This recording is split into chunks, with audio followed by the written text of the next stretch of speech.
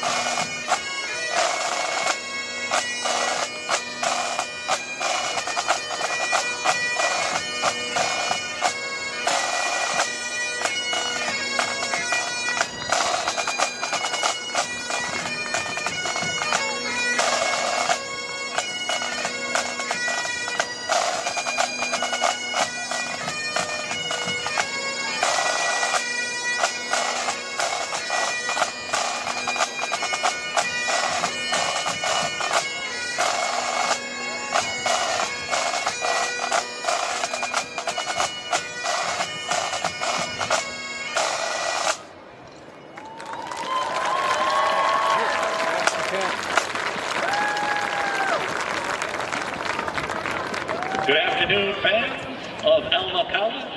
Alma College and the Michigan Intercollegiate Athletic Association welcome you to Balky Field for today's NCAA Division III college football game, featuring the Comets of Olivet College and your Alma College Scots.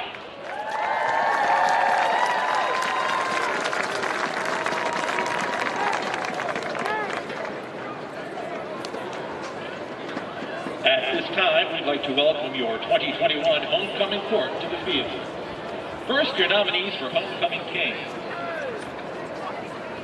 Will Brown is from Spring Lake, Michigan, and is escorted by his parents, Bill and Stacy Brown. Will is a biology major with both physics and mathematics minors. He's president of Student Congress and a member of the Sigma Chi fraternity. After Alma, he plans to gain clinical experience abroad before attending medical school. Alexander Dean is from Shelby, Michigan, and is escorted by Nate and Kim Dean. Alexander is a biology and education major with a minor in chemistry. He enjoys hunting, fishing, and lifting weights. After Alma, he plans to work as a teacher or coach. Blake Jonathan is from Fruitport, Michigan, and is escorted by Julia Dang and M. Wolf. Blake is majoring in psychology with a math and sociology minors. He sings tenor in the Alma choir and likes to spend time with his fraternity brothers of Phi Nu Alpha. After Alma, he plans to pursue a PhD in clinical psychology and become a licensed clinician.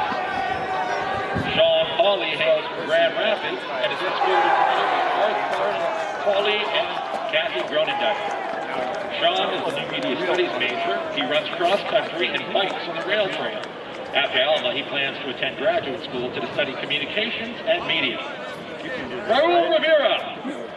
Raul hails from Traverse City and is escorted today by his father, Jesus Vaya, and his brother, Jesus Allen Vaya.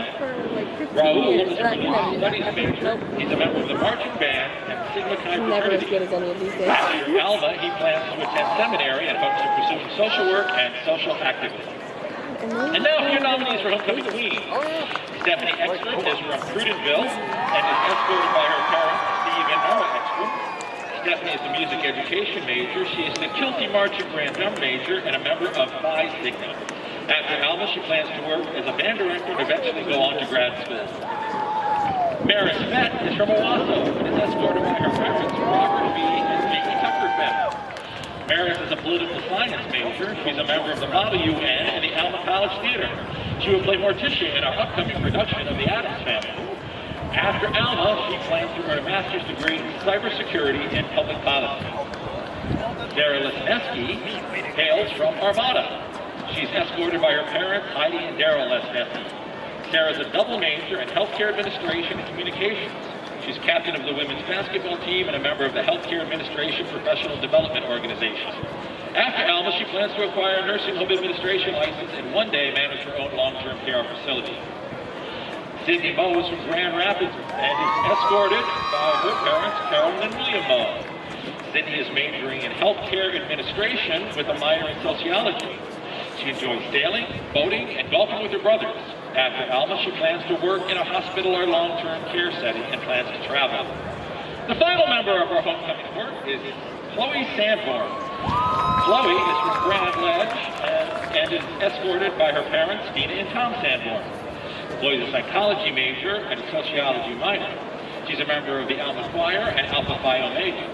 After Alma, she plans to pursue a graduate degree in clinical social work. Now, please join me in welcoming the 2020 Homecoming Queen, Stephanie Davis, and the 2020 Homecoming King, Matt Betancourt, to crown this year's winners.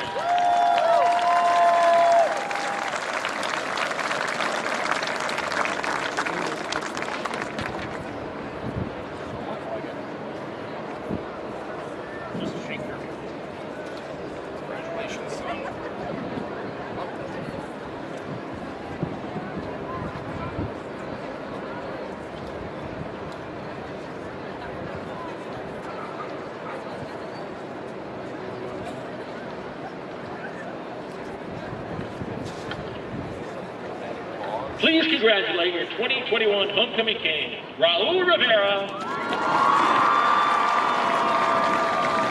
and your 2021 Homecoming Queen, Sydney Moe. Congratulations to Raul and Sydney and all the members of this year's Homecoming Court.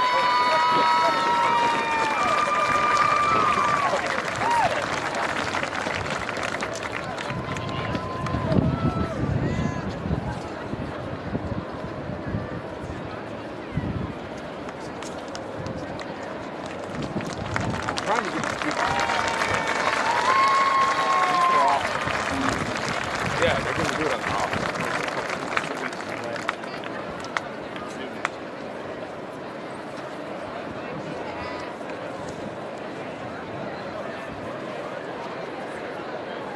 Now let's meet the starting lineups for today's teams.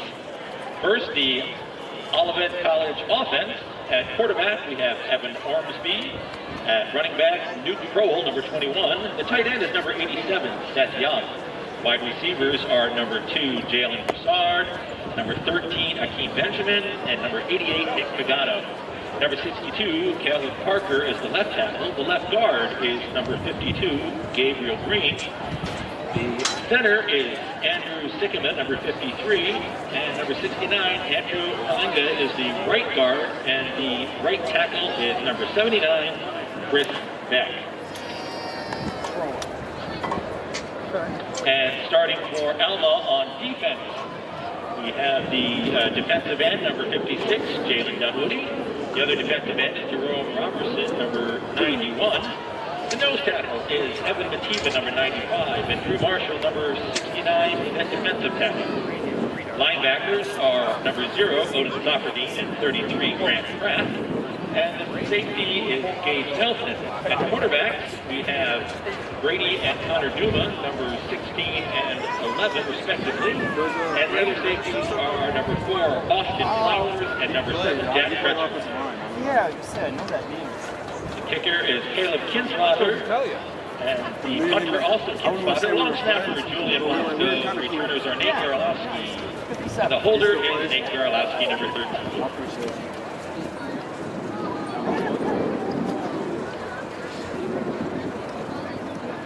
So you guys have played who yet so far?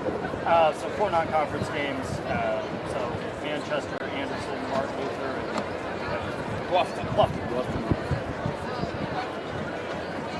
We didn't beat up on Manchester quite like you guys did, other than the fact that we scored 28 points in 2.5 minutes in the second half. The game was close to that. Devereaux, first couple of weeks, we were kind of bouncing back and forth with the quarterback. It's now one job, settled in there. He finished that game 3 for 9, 3 touchdowns. We just came out on a whole different level than Manchester, and that's what people told me. They weren't ready. What our coaches told me is that opposing teams best team, the other team has played so far. Yes. That back. Start. It's definitely.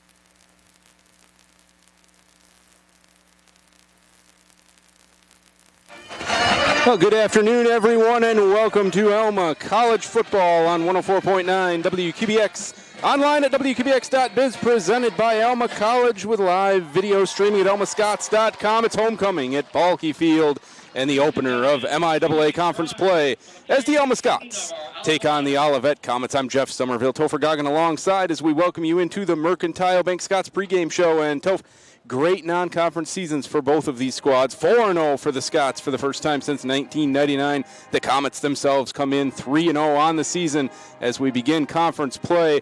Should be just an incredible homecoming game here today. Well, there are 45 undefeated teams left in NCAA Division III, and no more than 44 after this one's done, as somebody will see their unblemished season come to a close. But, you know, there's 3 undefeated teams in the MIAA, and I don't think folks necessarily would have expected that 2 of them would be Alma and Olivet. Olivet picked 4th in the league, Alma picked 6th, but these teams both off to phenomenal starts, and they will clash today on just a beautiful homecoming afternoon. The town is packed. If you drove through town right now, you would think it was the Highland Festival. Then you'd realize it's not pouring rain, so it can't be the Highland Festival. But this is wonderful. There are so many alums back, and what a gorgeous day they've gotten. And it's not the only reason that they came back, but they get rewarded with a very exciting football game, at least on paper. You don't know once the ball takes the air, but these 2 teams look like they will be a great match for each other.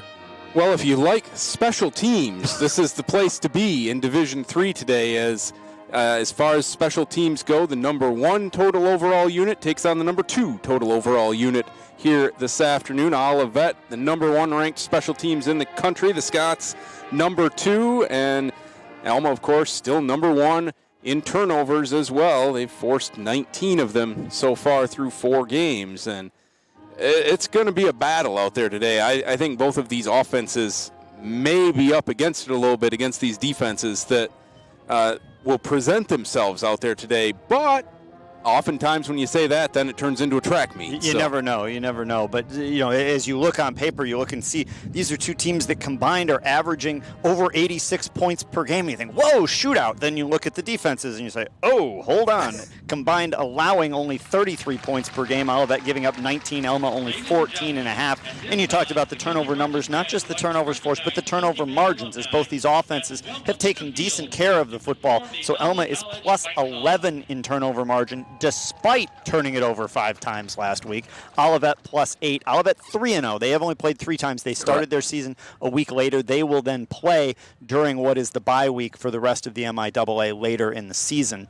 Or actually, that may not be right. I think they've got a game on the tail end with Finlandia, if I remember correctly. But one way or the other, one less game of experience for Olivet coming in at this point. And then you look at the yardage numbers allowed, and especially the rushing statistics. Olivet allowing only 33 yards per game on the ground. That's incredible. They have seeded 216 through the air, and I expect that that's where Alma will probably have to look to find some offense. Talking with the Alma coaching staff, they have indicated they're going to at least try the run first and give it a shot, see what happens, because if they can do that, that will take some pressure off their sophomore quarterback, Trent Devereaux. But I think there is at least some level of apprehension for Alma that even with Vern Smith back in the backfield to kind of become a 1-2 punch with Keegan Bankart, that it's going to be tough to find a lot of space in the middle against this Olivet front. I think you're right. I mean, and Scott's coming off a big win on the road, though, over Martin Luther. That was a tough trip over there for a multitude of reasons. And,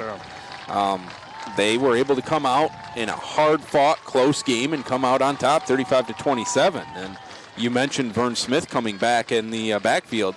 He had a big game, and I think it was very beneficial to balance the attack out a little bit more for the Scots. Yeah, between Bankart and Smith, a combined 3 rushing touchdowns for the both of them.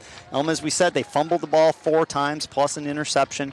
Now, as you said, though, a 14-hour drive over there, a Martin Luther team that is a playoff team in multiple recent seasons, actually quarterbacked by Max Nordley, who folks from around here will recognize that name from Michigan Lutheran Seminary, and a back-and-forth battle. Alma fell behind 13-0 in a hurry in that one, and absorbed that early punch early in the second quarter and got things back together, actually took the lead going into the halftime break. Martin Luther rallied, retook the advantage at 27-21, and the Scots got the last 14, including the final touchdown on a gutsy 4th down call that put the game away when things were very much still in question. Yes, no doubt about that, as the Scots take the field in front of a growing crowd down in front of us here, as it's already pretty packed, but if you look out at the tailgating area, that is also pretty packed. Yeah, you're not going to find a seat in the bleachers, I don't think, if you come now. Just pick up a station along a fence and get the best view that you can, or you can go sit over with the Olivet faithful, who have traveled pretty well. Yeah, well, 3-0. Exactly, that 3-0 in a nice fall afternoon.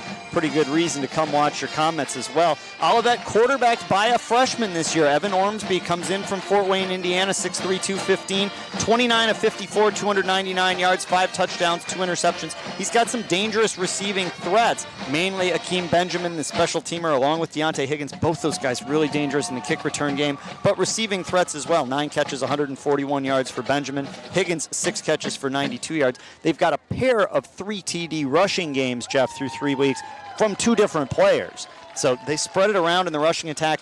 Nuke Crowell listed as the starter today, 23 carries, 137 yards, 2 touchdowns, but expect to see a pretty good dose of Cortavian Barnett out of Indianapolis. He's got 4 touchdowns and 243 yards, and Jeremiah Sterling, also 4 touchdowns, also 243 rushing yards on a few more carries.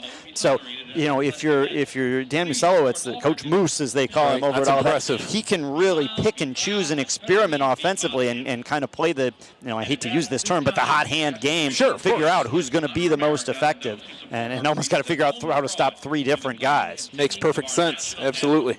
We're going to pause right now during the Mercantile Bank pregame show for the playing of the national anthem. We'll come back to Balky Field with some football right after this.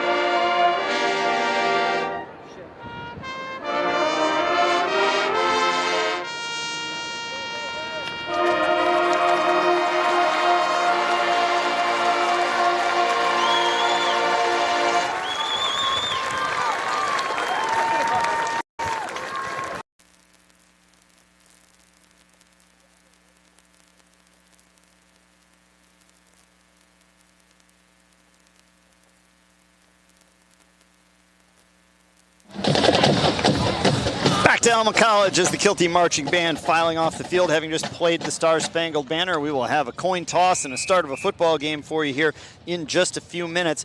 4-0 Alma against 3-0 Olivet, getting conference play underway.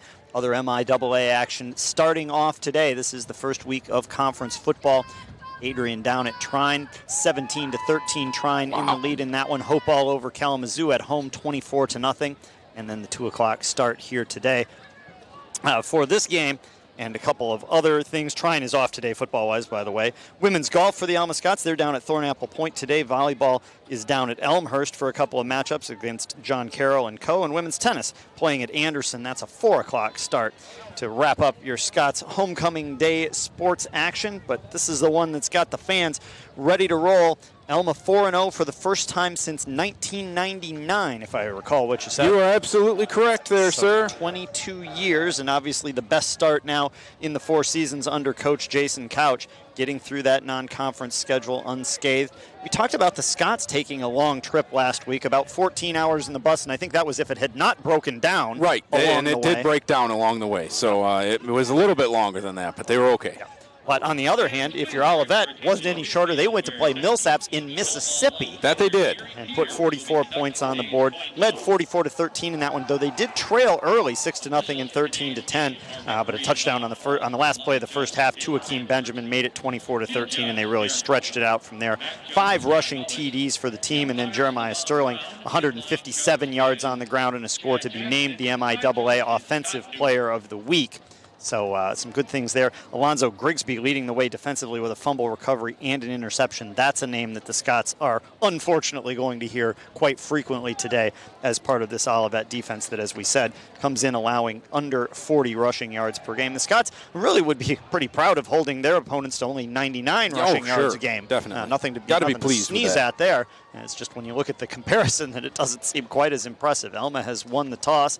And Alex Dean, who was just out there as part of the homecoming court, will indicate that the Scots are going to defer.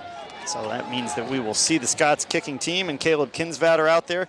2 of 6 kicks for touchbacks last week, and that will bring out this Olivet offense that comes in averaging over 45 points per game through 3 weeks. Well, and like you said earlier in the pregame, as far as kick returns, it's actually Olivet leading the nation in average per kick return. Very true. Deontay Higgins, a 37.7 average. And he's the one who's not so great in the averages because Akeem Benjamin, he's only had 2 returns, 75.5 yards per return, including a 97-yard touchdown. So if you're Kinsvater, especially for any kind of a kickoff into the wind, I actually didn't see which direction the kick is going to come from. It looks like he will be kicking with the wind. But boy, you better be sure you can get it in the end zone. Yeah. Otherwise, I think you kick it on the ground, don't you, and try to keep it away from those guys? Well, at very least, he's going to want to blast it into the end zone if he can, like you said. One other story to keep an eye on, while the Scots, we've talked about forcing 19 turnovers. 13 of those have been interceptions, 6 fumble recoveries through 4 weeks. Olivet offensively, though, has not lost a fumble all year. That's another good way to get yourself off to a 3-0 start. It is. In terms of taking care of the football. Only 3 interceptions as well, 2 of those thrown by Ormsby. And pretty economical in terms of mitigating the turnovers. For the Comets, Kinsvater will tee it up on the 35. Nobody out there from the return unit from Olivet just yet. I'm sure we'll see them soon enough. If you were with us last night, it was a thrilling high school game. Alma High School rallying from a 21-3 halftime deficit to come back, force overtime, and then knock off 4-1 Essexville Garber in the extra session by stopping a 2-point conversion in the second half of the first overtime. If Alma's game can live up to anything close to that level of excitement, you are in for a barn burner this afternoon. Benjamin and Higgins deep, and the Scots are going to dare him to bring it out with a line drive kickoff that handcuffs Higgins at the 5, picks it up off the bounce, sidesteps a tackler, and no, he does not.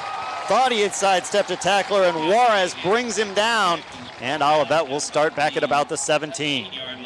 Fantastic play by Juarez, the senior there on special teams. Juarez had a couple tackles last week, Georgia native, and that'll bring out this Olivet offense. Meanwhile, for the Scots defense, names to be on the lookout for. Of course Odin Soffordini leading the Scots in tackles with 32 on the season, although Grant Pratt right behind him now after a 12-tackle game last week at Martin Luther. Those two leading the linebacking core. And watch for Brady Duma in the secondary. 4 interceptions through the first 3 games of the season. Ormsby in the pistol to get things underway for Olivet from the 17. Sidestep motion to the left and a play action fake throw, and it's caught out by Benjamin, and he'll be brought down for a loss by Jack Kretschmar back at the 12 on the bubble screen. Oh, great play by Kretschmar to elude the block, came to the inside, just wrapped up as the receiver tried to come back inside. He held on and brought him down. It's a loss of about 5 on the play. Reception number 10 on the year for Benjamin, but not his most successful, if you will. Jeremiah Sterling, the sophomore out of Benton Harbor, is your tailback. 2nd down and 15.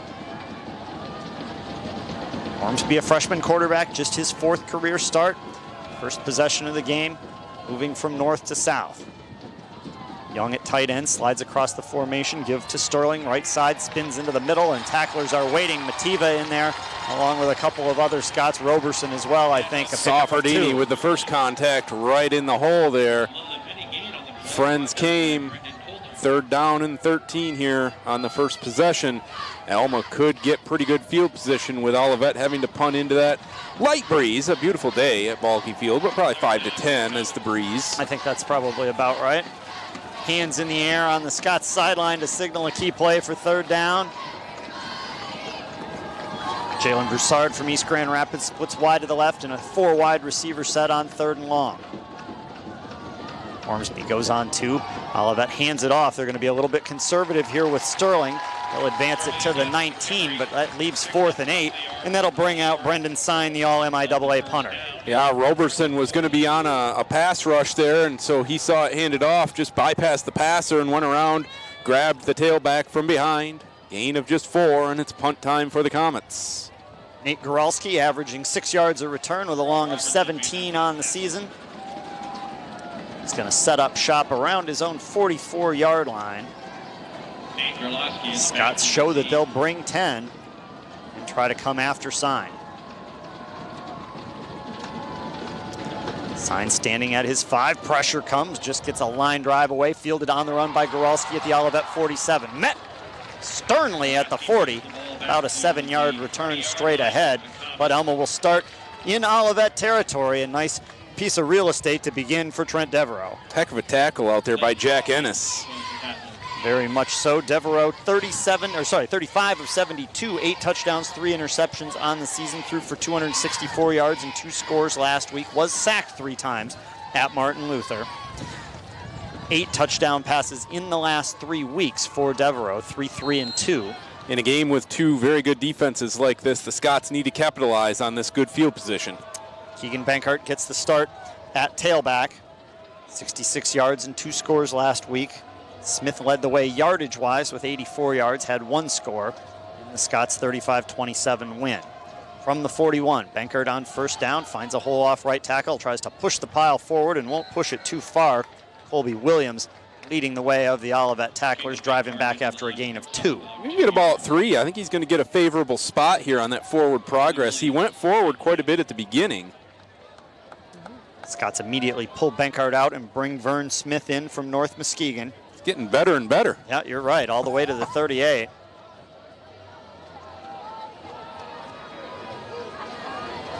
Smith played in his first game of the season last week. Scots load a trio of receivers to the left on 2nd and 7.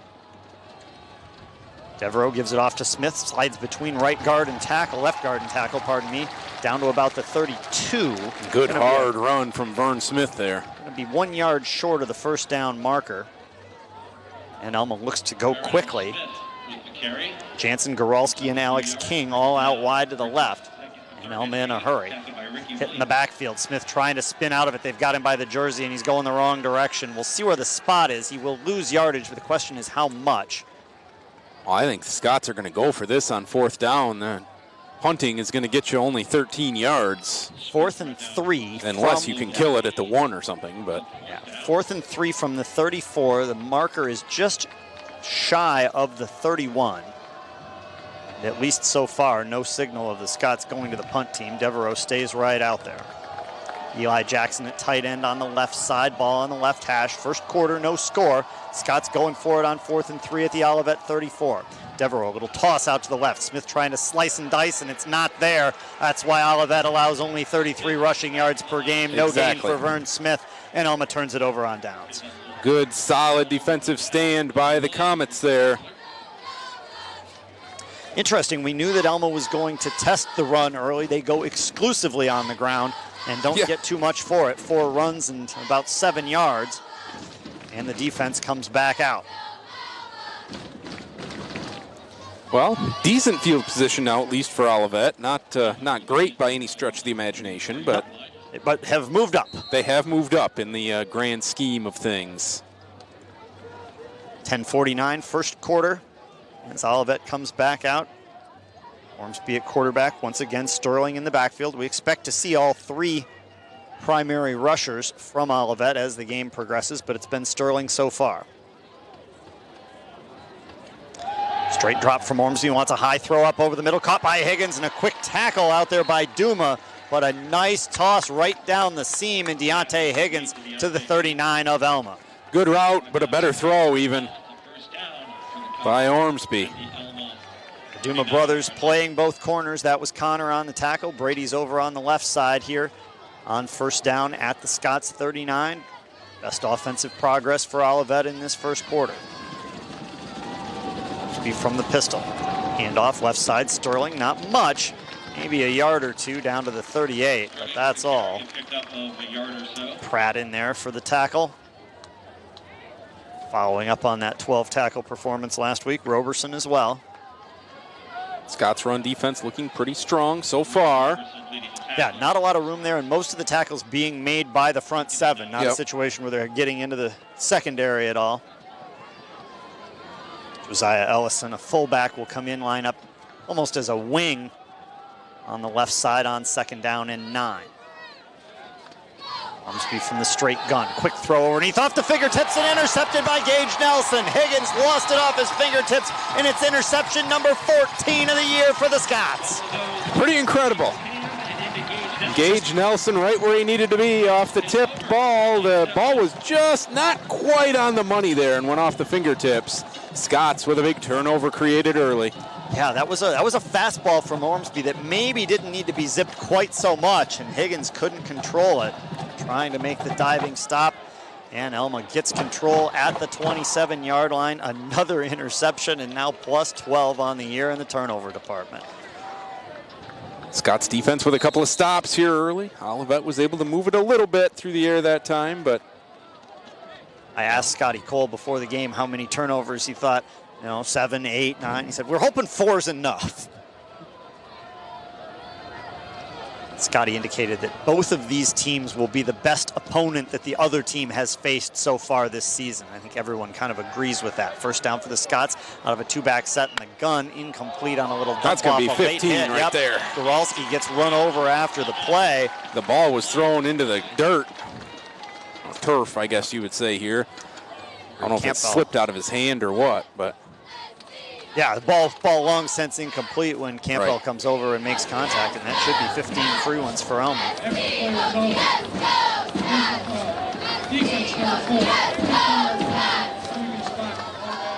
Kind of tough to hear our official over this raucous crowd, but he did indeed say personal foul, 15 yards. A lot of fans in the stands. They got some thunder sticks down there today, I saw. There's going to be a lot of noise. First and 10 Scots at the 42 after the penalty. No score here, first quarter, 9:38 remaining. Devereaux off a little read play, gives it off to Bankhart, who finds not much. Again, no gain, and we'll see how long the Scots remain committed to trying to run up the middle here. That was pretty clearly an option if you track Devereaux's eyes. He was reading somebody on that and opted to give it off. Scots are going to bring King and Johnstone both in at receivers. Almost so deep at the receiver position. I know. My spotting board, the whole wide receiver column is just packed. The print gets smaller every week. Alma rushes in and now looks to the sidelines for the play call.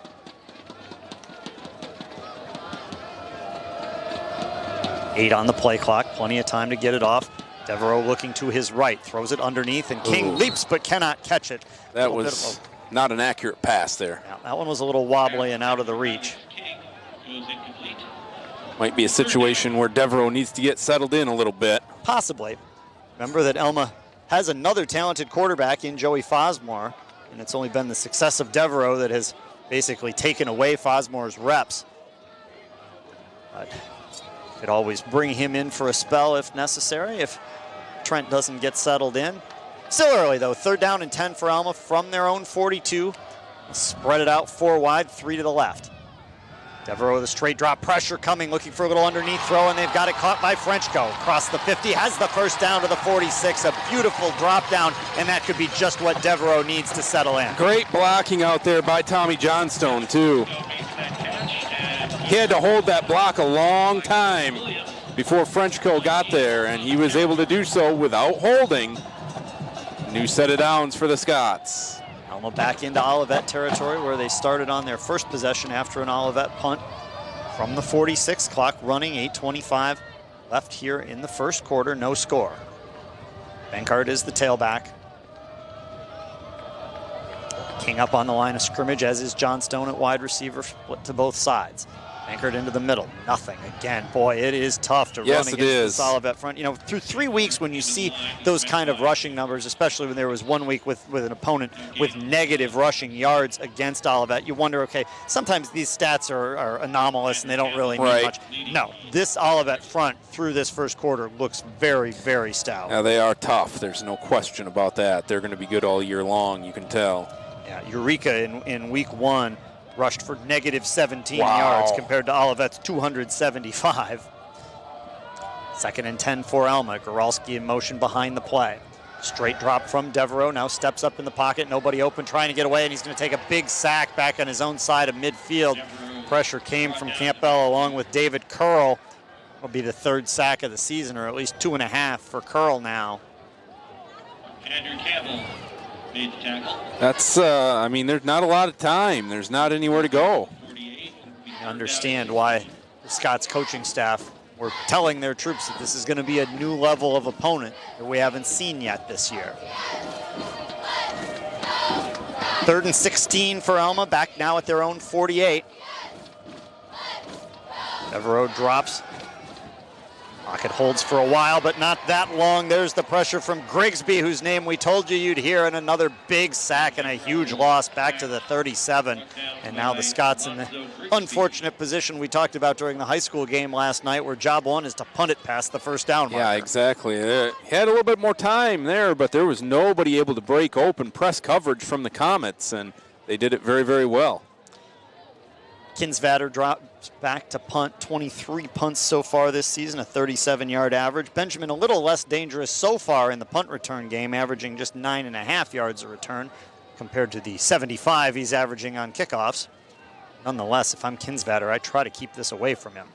Caleb has some time, an end-over-end kick up in the breeze, fielded on a knee at the 28, and that will end the play right there. We'll see Olivet's offense for the 3rd time. So far, the defense is in control of this one. No score, 6:08 to play in the first quarter. And neither team really getting much going other than the one toss down the seam for Olivet.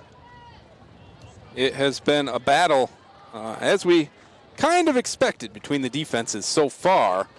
Alma had the one chance when they started at the 41-yard line, moved it a little bit, but were stopped on 4th down.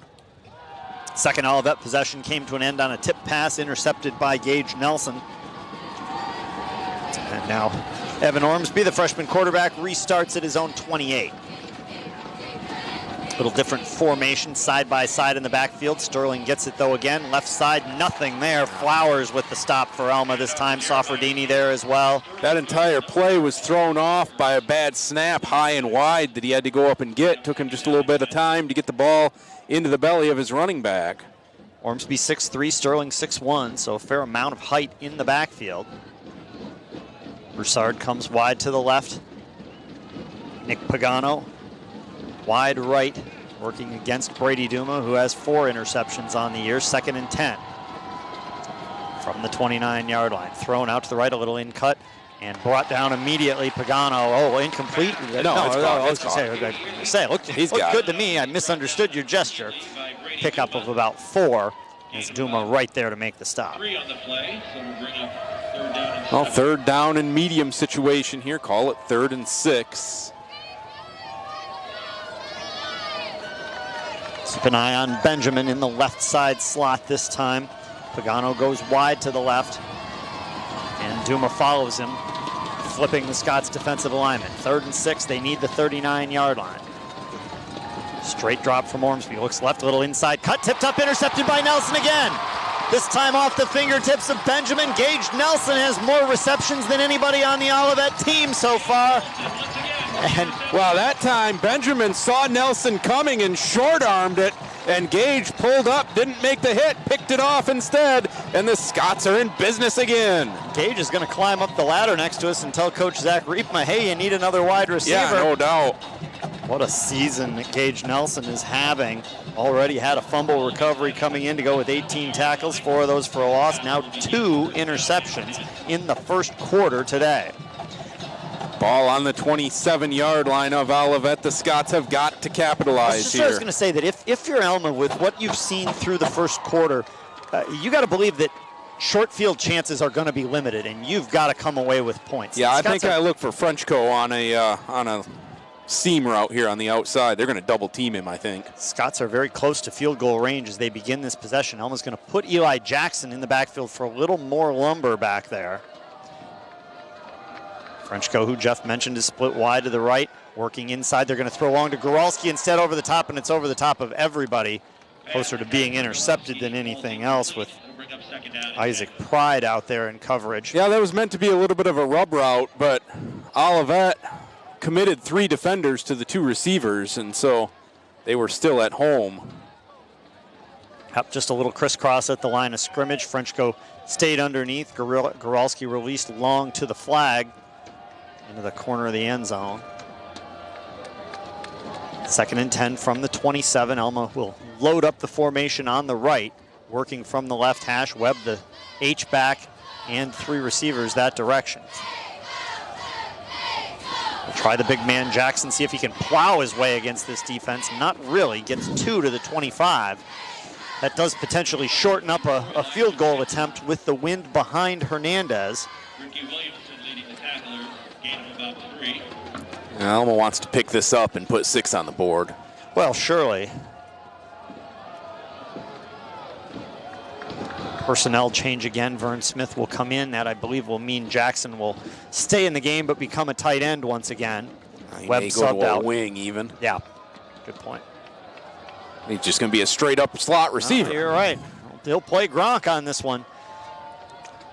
3rd down and 8 from the Olivet 25 late in the first quarter. Devereaux drops for Alma, steps in, throws out to the right. Oh, boy, miscommunication. That ball to nobody. Frenchco went in, Devereaux threw it out. In the air, that ball looked like it might be headed in the direction of Logan Fee in an Olivet jersey, but it was wide to the right of everyone. And here comes the field goal unit. Hernandez got plenty of leg to get it there. He dead pulled a couple of extra points up to Martin Luther, and Coach Couch was saying that he had trouble adjusting to the grass, actually. Could be. Most players at the collegiate level now are playing on field turf or something similar like what we've got here at Balke Field. This will be a 42-yard attempt, and Olivet puts somebody deep to return if Hernandez can't get it out of the back of the end zone. Goralski to hold from the Molasco snap. Placement down. Kick has plenty on it, and it is dead down Main Street. Joshua Hernandez. Good. Wait, what? Wide left, he says. Apparently not. I guess that kick from the hash mark. I watched the landing spot. It landed right down the middle for sure. But interesting. Well, apparently just wide left. I was going to say, you and I have both botched those calls in our day, and that's what you get for watching the ball and not watching the umpire. So no good wide left. The first field goal miss of the season. Heck of a kick. Yeah. Had plenty of leg on good it. from 50. Interesting. So Olivet holds. That ball must have just snuck around the upright. Obviously, we only have a side-on camera for you. And that means that we can't cheat either off a monitor. No, not at all. But, yeah, I watched where that landed. And that's what I looked at, too. That's what I was watching. Right where it goes. But if you're kicking an extra point, it is. Yeah, exactly. It's just the collegiate hash marks, apparently. So Olivet dodges the bullet. We're still scoreless. 3:51 to go here in the first quarter. Ormsby hands off to Sterling, bounces past the first couple of tacklers, but Pratt holds on. This will be about a 4-yard gain to the 29. That's still about the best rushing play for Olivet today. That's good positive first down yardage for the Comets in this back and forth defensive battle here in the first quarter so far.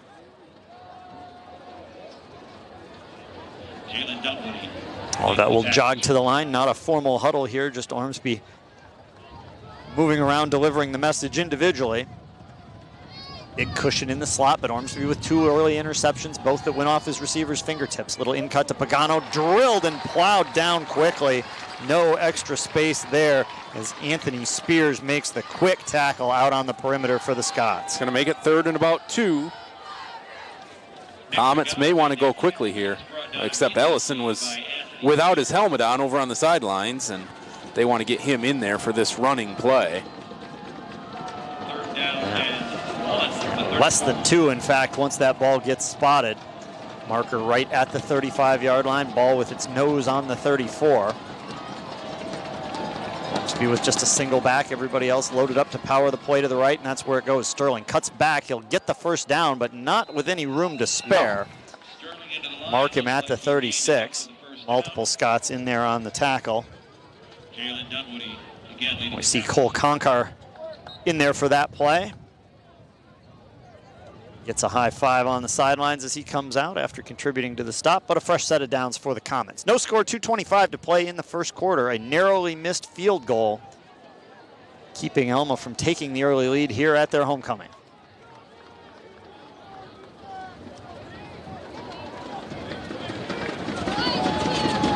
Scott's cheating up, showing blitz with Pratt. And Sterling now finds a hole to the right, tries to cut back, spins and tackled by the ankles short of the first down at the 45. Good stop out there by Nelson. Found some room between tackle and guard off the right side that time, and Sterling with a pretty good first step. He's going to sit down now. Finally see Cortavian Barnett with 4 touchdowns and 243 yards on the season. On a per carry basis, he's been the dangerous guy for Olivet. His 243 yards coming on just 18 carries, so that's more than 10 a pop. 2nd down and 1. Ball at the Olivet 45. No score here early. High snap pulled down. Given off, and look out, here goes Barnett, and he's going to score right through the Scots defense, split the hole, and goes. Made one little move at the line of scrimmage, goes 45 yards with good speed, and a touchdown. The Comets strike first, and that's a big one. No kidding. And that was 55 yards, was it not? Wasn't that? You're that was their absolutely own correct. 45. 55 yards. Barnett comes in. They hold him out for the entire first quarter, and then 1 carry, 55, and a score. Just like that, 6-0 Olivet as Roos comes on for the PAT. Now, we're going to watch the officials on this.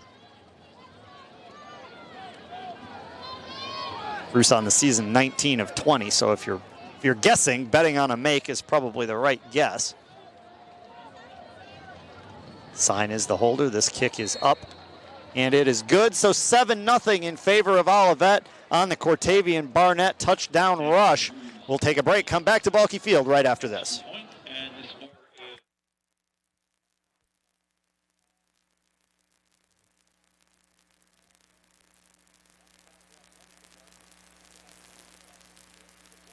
.55-ish, maybe 54.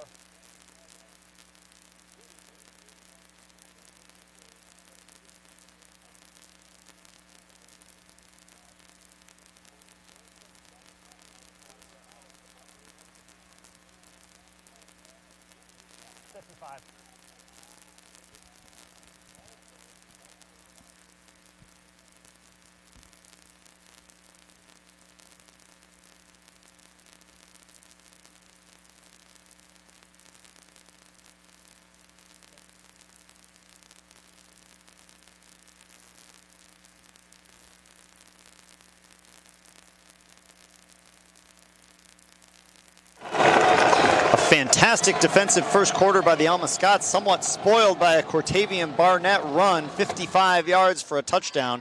biggest play of this game offensively. Hanging kickoff fielded by Frenchco at the 13. Can he replicate the magic of the Manchester game? Heads to his left, cuts across Sure the 25. can. Here he goes, 35, 40, all the way to midfield, spinning around and wrestled out of bounds into Olivet territory. Frenchco does it again, as the special teams from both of these squads continue to impress. Patient return, got a good block out there. I think from Brady Duma.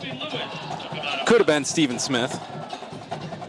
I'm pretty sure that was Duma. I think so, too. I agree with you. The Scots, of course, with a roster of over 100 players, have a few doubled up numbers that occasionally leave us guessing. Well, he went straight to the defensive huddle, so it was Brady for sure. There you go. Scots will start from the 49, so a 38-yard return for Frenchco, which is right around his average. He's got to get his 37 and a half, so he had to get that far to avoid hurting the stats. Scots again with great field position here. They just haven't been able to take advantage of it so far. Yeah, not a lot of offensive progress. Let's see what the total yards numbers look like. Yeah, total yards now 108 to 3. Ooh. But 55 of those, of course, on the one carry for the touchdown. Bankert takes a play fake, rolling right. Devereaux throws underneath, caught by Johnstone at the 40 of Olivet. Still trying to get out of an ankle tackle and stretch the ball towards the first down marker. He's about a yard short. It's going to be Nate Webb. Oh, sorry, 45. Yes, good catch. And Devereaux's hurt, though. Oh, you're right. Fosmore comes out on the field as Devereaux has his helmet off. Coach Jason Couch running out. He might have got the wind knocked out of him based on what he's doing here. It's quite possible. Webb with his 7th reception of the season. 2nd and 1. Joey's going to take a couple of pitches here to get ready. Throw a couple fastballs from about 7 or 8 yards. Fosmore on the year, 8 of 18 passing, 103 yards and a touchdown, 27 carries and 2 rushing scores. Got the start back to open the season against Bluffton. Kind of alternated with Devereaux in the first half and then quarterbacked most of the second half as Alma took care of that game. That game was 7-6 at halftime, and then Alma stretching it out to 24-6. Joey a little bit more of a runner than what Devereaux is. He's a big guy down there. Yep, he's bulked up since starting back in the spring. Scott's training staff continuing to work with Trent Devereaux kneeling at the 35-yard line. Now stands and walks off. Smiling. Yep, so we'll keep an eye on Devereaux. Got but hit. Fosmore, He just put his hand up to his chest. I think he got hit right in the ribs and got the wind knocked out of him. I think you're right. So the question is, do they try to rush him back on the next play, or do they maybe let him sit they're for working on his helmet. He got hit so hard, so. Give Fosmore a little bit bigger look here. He'll have Bankart behind him, 2nd down and 1 from the 40. Gives it off to Bankart, who's got a hole. Closes fairly quickly, but a 5-yard pickup. Very close to a face mask on the end of that one. Not see a flag, though. A 1st down for Alma, though. And I believe that is the Scots' first down, not by penalty, of this game. So again in Olivet territory, this time trailing 7-0, final 30 seconds of the first quarter. And that's the other thing, is if Alma keeps it on the ground for this play, they can end the quarter and then reevaluate the quarterback situation. See if Devereaux is ready. Johnstone in motion, loops all the way behind the backs. Give to Bankert, same play, same hole right side, lowers the shoulder, gets to the 25, and now trying to move the pile. And that'll be a healthy pickup of almost 9.5. And Alma finally finding a little bit of an opening in the rushing game. That'll do it for the first quarter. The clock has run out. We'll pause, flip the directions, come back with second quarter action. Olivet up 7-0 after 1. We'll be back.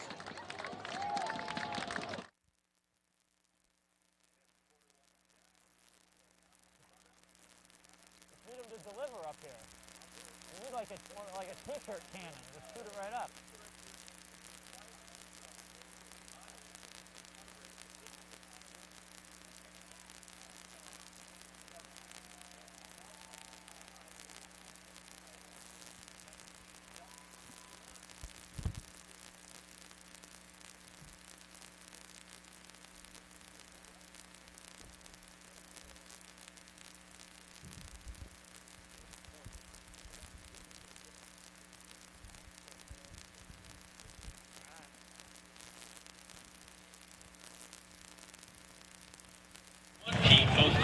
15 minutes in the books here at Balke Field. 7-0 Olivet on a 55-yard Cortavian Barnett touchdown run. Alma starting to get things moving a little bit offensively on the ground. Back-to-back nice carries from Keegan Benkart, who has handled the duties since Joey Fosmore came in to quarterback 2 plays after the injury to Devereaux. But Devereaux returns now to start the second quarter. Other MIAA scores, Trine now up on Adrian 24-20. So obviously Trine is not off today. I think I said that earlier. That obviously is not correct. And Hope leading Kalamazoo now 45-0. Not quite ready. The teams were ready to start the quarter, but there are still a number of folks in the end zone here. The honorees from the track team are still out there. Move them out of the way. Eli Jackson, the big guy from Grayling, into the backfield. 10 carries for 48 yards coming into today. Has one today. And he'll fake the second one. A wobbly pass, leaping grab by Goralski inside the 20 at about the 18. And that moves the chains for Alma for another first down. I like that on second and short. Run the play action. Scott's working on undoing what was a 104-3 total yards edge. Well, they've been much better on this possession. 108-3 actually, but now moving the ball after getting good field position again, this time courtesy of the Frenchco kick return. Scott's moving into what breeze there is. It's picked up a little bit if you look at the flags down in the south end zone. Hand off Benkart, first down, right tackle again. That's where the space has been. Not as much this time, but good for a gain of 2 to the 17. Driven back over there by Jalen Rogers, amongst others. Scots need to find a way to get this thing in the end zone after giving up the touchdown on Olivet's previous offensive possession. Was just one big play. Olivet had made a little bit of progress, but then 55 yards in a heartbeat on the first carry of the game for Cortavian Barnett. Alma looking for the answer. Johnstone and Webb both go wide to the right. Goralski, Frenchco come left. Looks like single coverage on Frenchco all the way out to the sideline if Alma wants to go that way.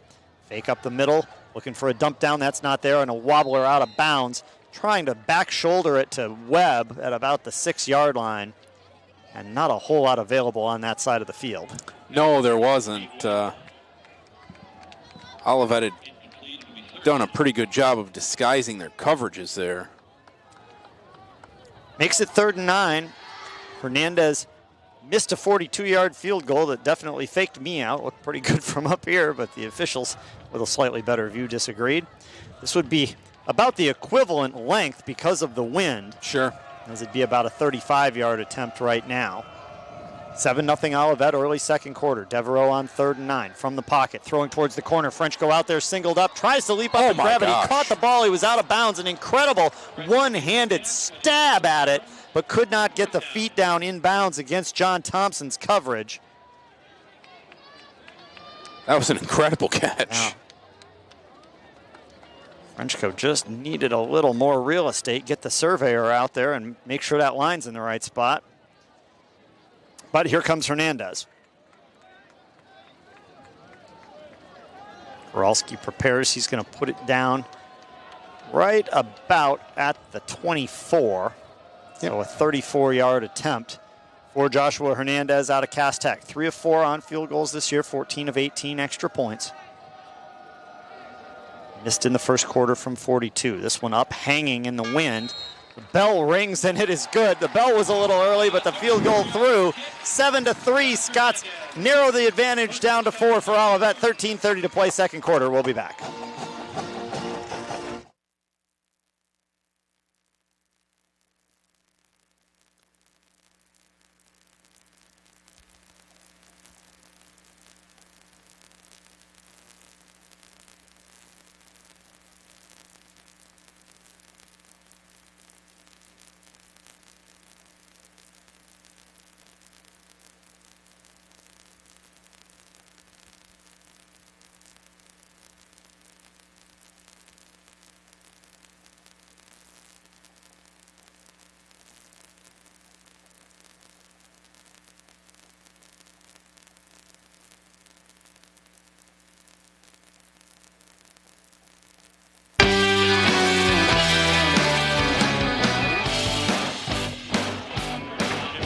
Scots make it into the red zone, come away with 3 points, courtesy of a 34-yard field goal by Joshua Hernandez. And interesting, what's going on down here on the sideline? Devin Frenchko doing some one-legged hops with a trainer.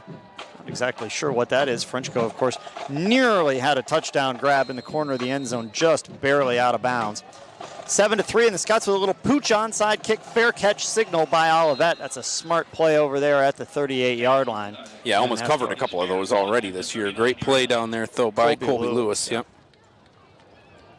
So now, if you're Olivet, you've run a number of offensive plays for a total of 53 yards, and you've run one play that went 55 yards to Cortavian Barnett. Do you go back to Barnett? Well, Barnett's more of a little scat back. I don't know if he can handle a full load like that. They're going to go right back to Sterling. What they did that last time is Sterling ran between tackle and guard a couple of times and had some room, so I think they saw that they could get the faster player through there if it developed the same way it had the first 2 times on the drive. Could very well be. We had talked about the per carry numbers for Barnett, now nearly 300 yards on the season.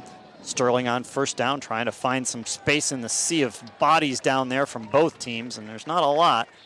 About a 3-yard pickup before all is said and done, down the left hash mark out to the 42. Jack Kretschmar makes the stop for Alma, 2nd and 7. Clock runs 13:07 to play in the second quarter. 7-3 Olivet on the Barnett touchdown. Not a lot of success through the air for Olivet. 4 of 6 for Ormsby, 30 yards, but the 2 tipped passes both intercepted by Gage Nelson. But Alma unable to convert them into points. Straightaway drop on 2nd and 7. A wobbly pass tipped at the line of scrimmage, actually, and incomplete over the middle. Somebody got a piece of it. I didn't see who got the hands on that. If I had to guess, based on where it all went, I would say Yachuk was in there. Maybe? Yep, he was in there. Rademacher as well. One of those two, Yachuk or Rademacher. Big Hunter Smith from Breckenridge right over the nose of the football. Scots have to get pressure here. 3rd down and 7 from the 42. Olivet with a 7-3 lead.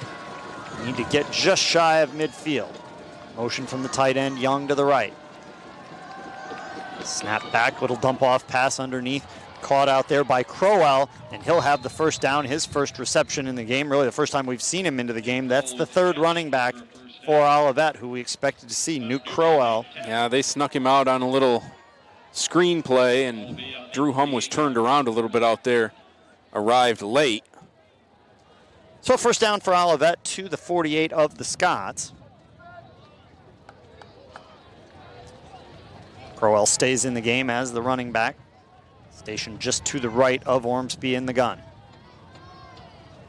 Broussard wide right, 2 receivers left. Play action fake up the middle, looking for Young, the tight end, a leaping grab, a big hit from Hum, brings him down, and Drew might have taken the worst of that with the shoulder. So that's a big target to try to just blast without wrapping up. Seth Young, 6'3", 230, his 5th reception of the season, gets Olivet another first down. Drew was on time on that one. No question, and he needed to be. Great job to hang on to the football. Olivet now from the Alma 29, leading 7-3 already.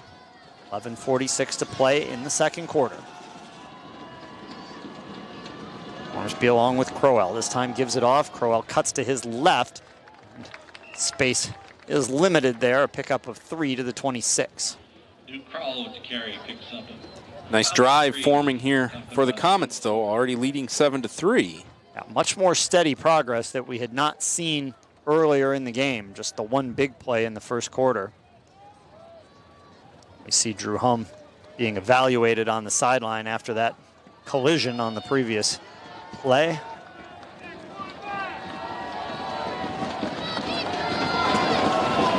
Heading to the 11-minute mark left in the second quarter.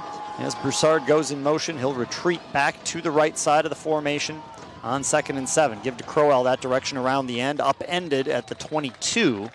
Flowers and a couple other Scots. Connor Duma in on the tackle. It's where the room has been, is to the right side, rushing-wise, for the Comets. Makes it 3rd and 2.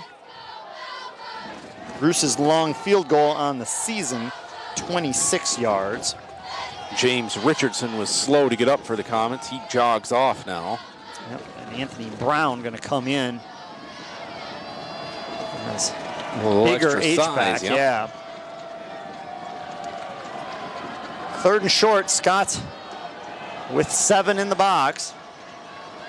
Pratt dancing around along with Soffredini, trying to figure out which gap they need to plug, and a whistle right before the snap, a timeout from the Olivet sidelines. They'll stop it with 10:07. We'll pause as well. When we come back, 3rd and 2 for Olivet. They lead 7-3.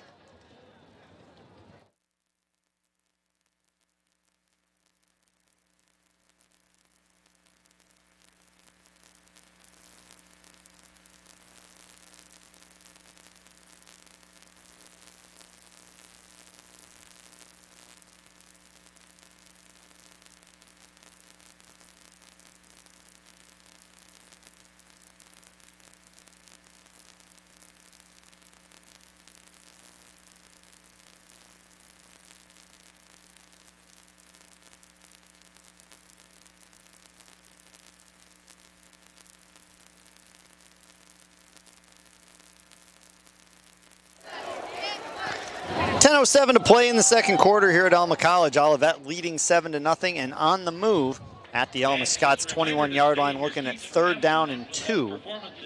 And what's interesting, Jeff, is that for the first 10 minutes of this game, this would not feel like an automatic pickup in the rushing attack. Right, on absolutely. this drive, it feels like it is. So Alma's got to find what they were making work defensively for the first 10 minutes of the game to clog this up if Olivet tries to do it on the ground. Yeah, see if the Comets try to go to the right side between tackle and guard again. They'll stick with Crowell out of Livonia Franklin. 5'10", 205-pound senior. A couple of touchdowns last week against Millsaps.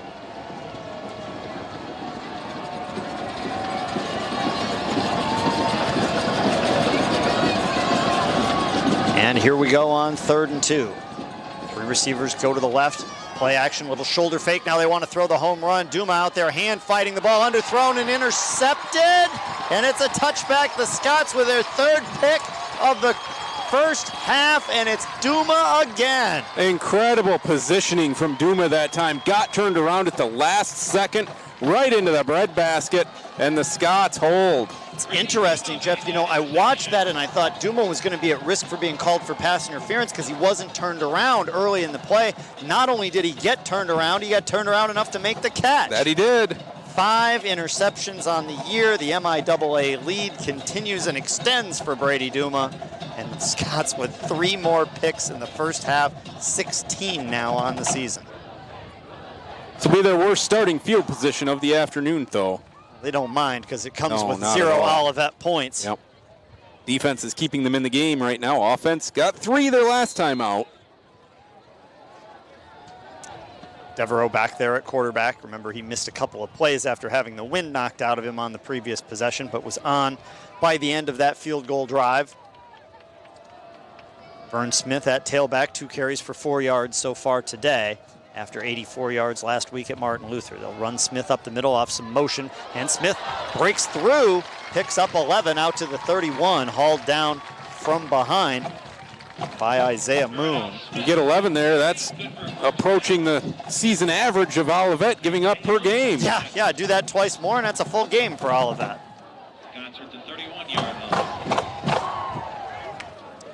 First down, Alma at the 31. Tons of time left here in the second quarter. Still 9:39, 7-3 Olivet. Alma benefiting from 3 interceptions as Dean gets ready to snap it back. Smith again goes right, and that was the wrong guess. Not that there was a whole lot of room anywhere else, but he's going to lose a yard at the 30. Flags come in late. Oh, yes, you're correct. And also a Scots player down in the middle of the fray. Yeah, that's one of those where in the pile he got hit where you don't really want to get hit. But you see that happen in the football world. That's Bloomline out of Grayling, who is down. Scots will make their way off. Coach Jason Couch will come on along with the training staff. The clock stops with 9:21 to play in the second quarter. 7-3 Olivet. They struck first on the Barnett 55-yard touchdown run. Alma answered with a Hernandez field goal. And a Brady Duma interception in the end zone ended Olivet's latest threat, giving Alma the ball back down just by 4.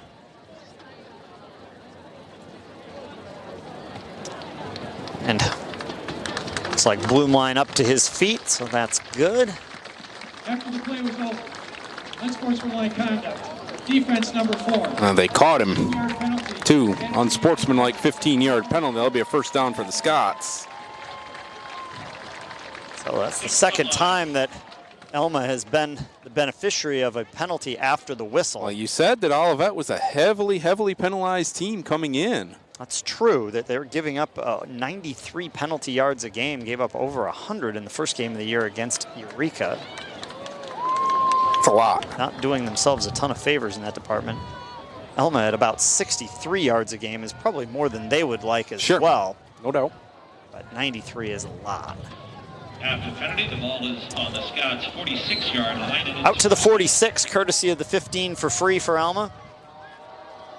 I'll put the big man Jackson in the slot out to the right. A bunched up formation on the right hash. Goralski was at tailback there. They'll throw to him out of the backfield. Tries to sidestep a tackle and cannot get away. Still into Olivet territory, though. Nice tackle by Ennis, who just held on to the shoestrings. Goralski, I think, told him the exact same thing with a pat on the back after the play, too. 5-yard pickup for Goralski. They try to hide Goralski wherever they can. 15 catches on the season now for the Romeo High School grad. 2nd and 5 from the Olivet 49. 8:36 to play in the first half. Scots trailing 7-3. Devereaux to Bankart again, tries that space on the right side where the Scots are finding most of their room, and it's going to get him 4 to the 45. Alma will need 1 more on 3rd down, which now creates a spot where you could take a shot if you wanted to. You could. It's just that Alma also has been in a situation that they don't have any 1-yard guarantee plays against this Olivet front. No. I don't think anybody has that against true. Olivet right now. It's a short one. We'll see if defensive coordinator Warren Maloney tries to throw anybody else over to the left side of the defense, the right side of the offense, where Alma has been most successful in the rushing attack. 3rd and 1. Play action fake, rolling left. Devereaux drops it underneath, caught Jackson. First down at the 40, runs right through the tackle and picks up 2 more to the 38. Just a very simple dump down play off the play action to pick up the first down, and I like that from the Scots. Yeah, that's good play call there on 3rd and 1, where you've got a chance you can go for it on 4th down too if it happens to go awry. At the same Scots time, driving. The decision from Devereaux to just take the underneath throw and the sure first down. Don't get greedy there. There was a deeper route in that direction, but a much more difficult throw. 7:17 clock running here in the second quarter. Jackson now back into the backfield after catching the first down reception. Devereaux fakes it again, throws hard over the middle, tipped off the fingertips of Goralski, and almost an interception. That would have been a mirror image of one of Nelson's picks earlier. Nate short-armed that one a little bit. Moon had the crack at it, but it bounced just off to the left from Alma's perspective, the right from Olivet's. I think he was trying to get his body ready to bounce off the tackle and keep going. It's kind of what it looked like from up here. Could very well be. 2nd down and 10. Frenchco on the right. King comes in as a receiver along with Goralski to the left. Bankart the tailback. Devereaux points out the protections. Here comes a reverse coming back to Frenchco to the left. Turns it up. He's got Devereaux out in front. Makes a nice block. Frenchco down the sidelines. Shouldered out of bounds there by Merriman. Alma wanted a penalty for a hit to the head. They're not going to get that, but they will get a first down. Down to the 27 on the reverse. Giving it back to Frenchco from Goralski. Frenchco wanted more on that one, you can tell by his body language down there, but nice job by Devereaux to throw a block out in front. Well, anytime that your misdirection trick play is a reverse, that's a lot of action that goes on deep behind the line of scrimmage, and if it turns into a first down pickup, I think you say that works. Scott's now from the Olivet 27 with 6:30 to play in the half, down by 4. Cole Thomas from St. John's in motion to the left. Give to Bankart back to the right. Couple blockers out in front. He'll cut inside of them and pick up 2 near the 25, more like 1.5. And that'll bring Smith back in. Bankert 8 carries, 25 yards so far. Scots as a team, well, because of the negative 17 rushing yards of Devereaux, actually, they were looking like they were in the 50-yard department, but it's a bit less than that. They're doing okay. Yeah. Getting better, I think. Both teams are in their rushing attacks. 2nd and 9. 7-3 Olivet. Alma moving here late in the second quarter. Toss to the right. There's whistle. movement there before the play. Did not get off smoothly. And Alma backs up by 5 with a false start. False start. Offense number I thought that's what we would see. Second down. Just came a little later than I expected. So Alma into a little less comfortable down in distance.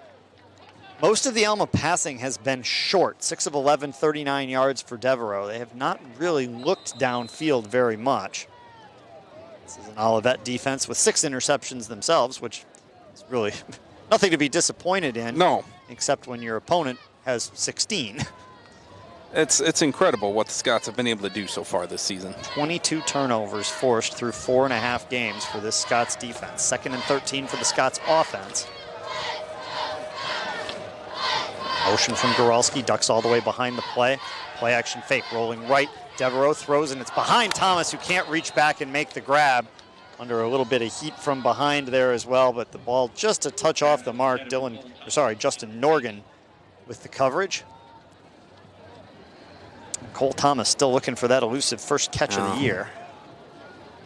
Fosmore's going to have to come on here. Devereaux's helmet fell off. It's still broken. It's damaged down there. I know Justin Peck was working on it earlier, and he's going to go back to work now. Something with the snaps on the chin strap, it appears. It got damaged on the play where he was injured. So Fosmore in. It's a tough position for Joey to come in, 3rd and 14 here. Right, do they try to hand it off, pick this up in 2 steps, or just let Fosmore throw for it? 8 of 18 passing on the season with a touchdown. And they want to throw. He rolls out to his left, spins, has a drop off if he wants it, instead tries to go to Goralski and gets leveled. The pass incomplete at the 27, and a hard hit in there from Ricky Williamson. They really wanted roughing the passer there. Williamson from Carleton High School over in the Saginaw area. Jason Couch is hot right now. And now 4th down and 13, almost 14 for the Scots, and it looks like they will go for it. It'll be about a 48-yard field goal into the wind. That's it's too tough much to ask, yeah. I'd throw this down towards the end zone.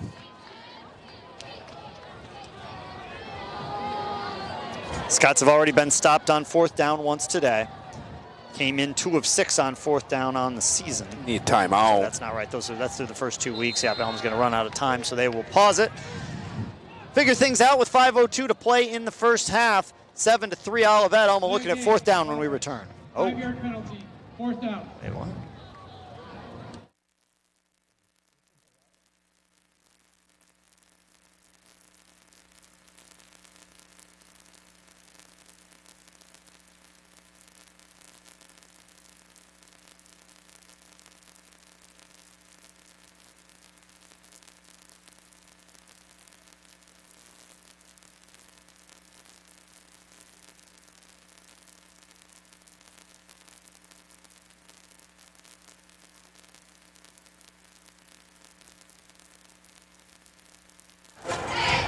So right as we went to break there, the official announced a delay of game call, and now Olivet calls timeout. So there was not a timeout called by Alma. Now Olivet takes one, but Alma has backed up and now finds themselves looking at 4th and 19, and they send on Kinsvatter to punt. So I don't know if they intentionally took that delay. I don't think so. They were struggling to try to get Devereaux back on after getting his helmet repaired. So Olivet will chat things over. They'll get a chance to listen to the band warm up directly behind us as Dave Zerbe's Kilty Marching Band gets ready. Those of you watching on the video stream will have a chance to watch most of that band performance at halftime, and we'll probably get a little bit of it back on the air here on the radio as well. Should have all of it on the video stream too, almascots.com. Right. Benjamin stands at his 10 to return. Kinsvatter's been good at killing these deep. Kinsvatter right near midfield. Hunt this one away. Olivet does not rush. Kinsvatter hangs it up and lets the wind just kill it. Benjamin will step up, fair catch it at the 14. And that gives Olivet 4 minutes and 57 seconds moving downwind at the end of the first half. So a crucial defensive possession for the Scots to try to get into the break down 7-3 rather than 14-3 or something in between. For sure. Alma will get the ball to start the second half as well. Olivet with one big play, a 55-yard touchdown run from Cortavian Barnett. That is the only touchdown scoring in the game. 3 first-half interceptions by the Scots have kept them in it. 2 by Gage Nelson, and then the 5th of the season from Brady Duma. Duma has the coverage against Nick Pagano out here to the left as Olivet rolls out the offense at the 15-yard line. Play action fake, rolling right. Ormsby going to try to throw it underneath. Does, completes to Higgins. He goes out of bounds at about the 23. Chased out there by Nelson and Kretschmar and Duma and Flowers. They're all there. Gain of about 7 will be second down and 3. 7 on the pickup. At the 22-yard line. Just a nice little play action rollout. Haven't really seen that from Olivet so far today. Caught Roberson way inside. He thought they were going to run off that. Barnett is back at tailback off the 55-yard touchdown scamper in the first quarter. Gets his second carry, looking for space again, cuts to the right, then inside, and tackled after about a 9-yard pickup to the 31. So 2 very effective carries. Anthony Spears leads the way on the stop. Yeah, he's really quick with those cuts.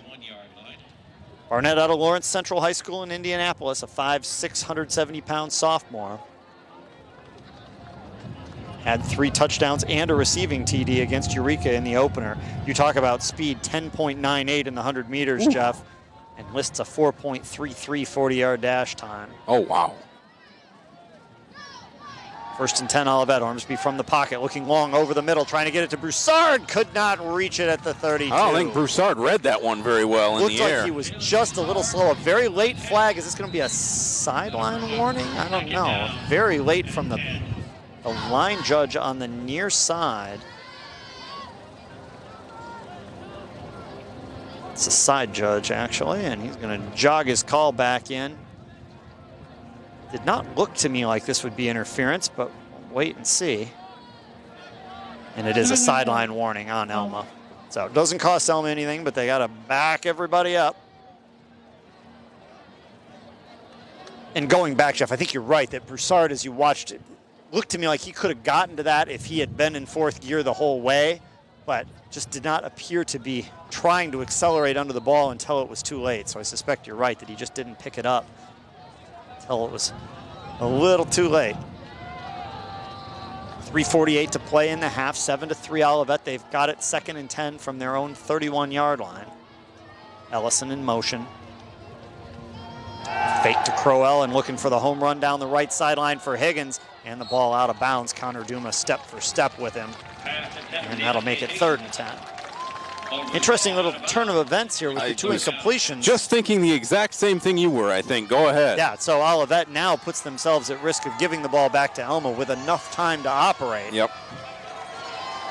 And they're going to ask for some noise from the crowd here. I think they're going to get it, too. Keon Johnson comes in for Olivet as an extra wide receiver. So far, we have not seen Cerqueires ball today. Bridgeport product that folks around Alma will remember from his high school days. 3rd down and 10 from the 31.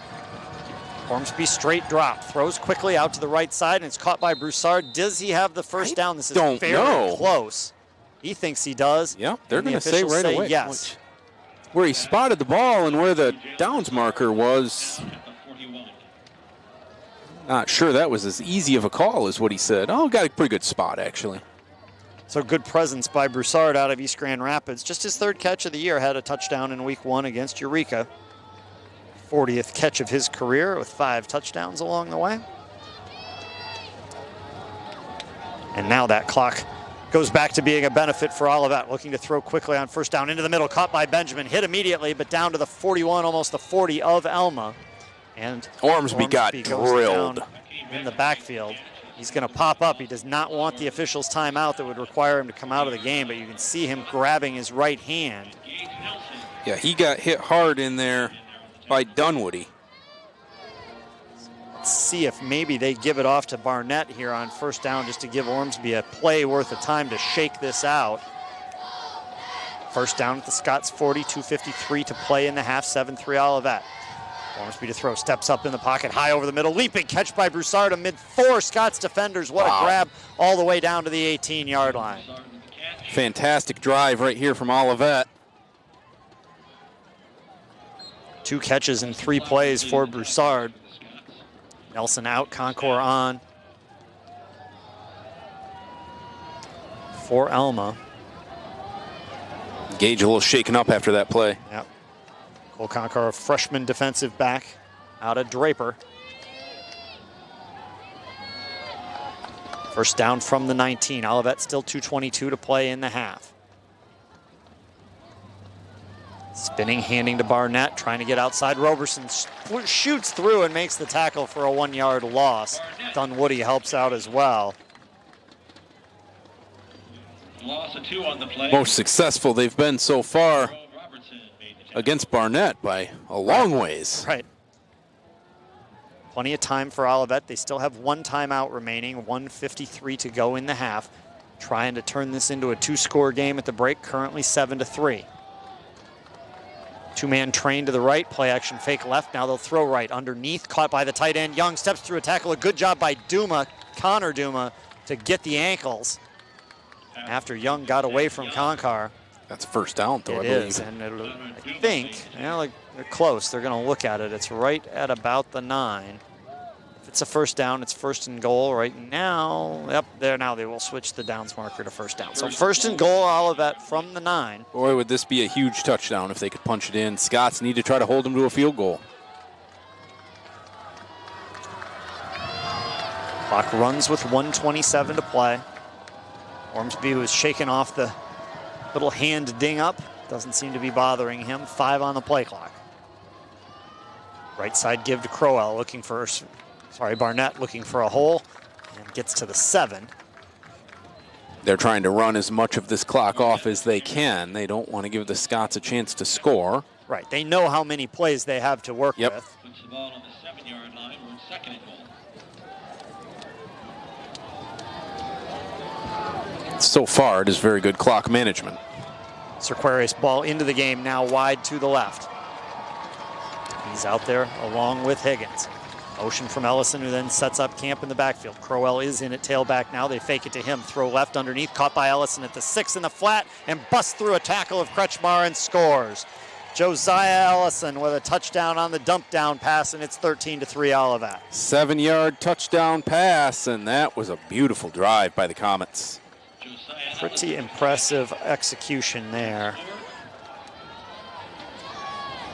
And it would have been a pretty big ask for Alma to make that tackle one-on-one out in the flat. Oh, gosh, yes. Bruce from Owasso for the PAT to try to make it 14-3.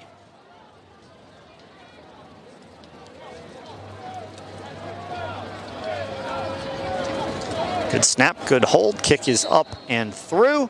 14-3, 35 seconds left in the first half. We'll pause, come back for those last 35 right after this. The Scots 3.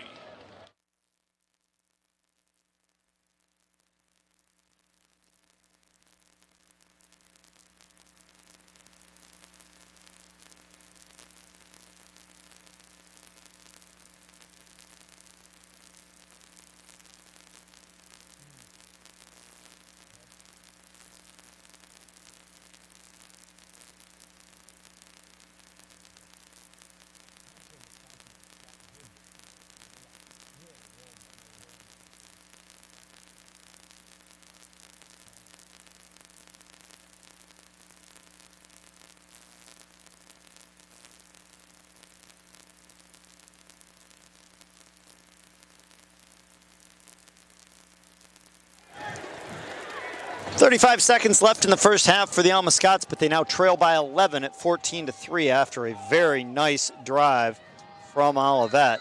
Capped off with 35 seconds to go by a Josiah Ellison 7-yard touchdown reception. You can't kick it to Frenchco here.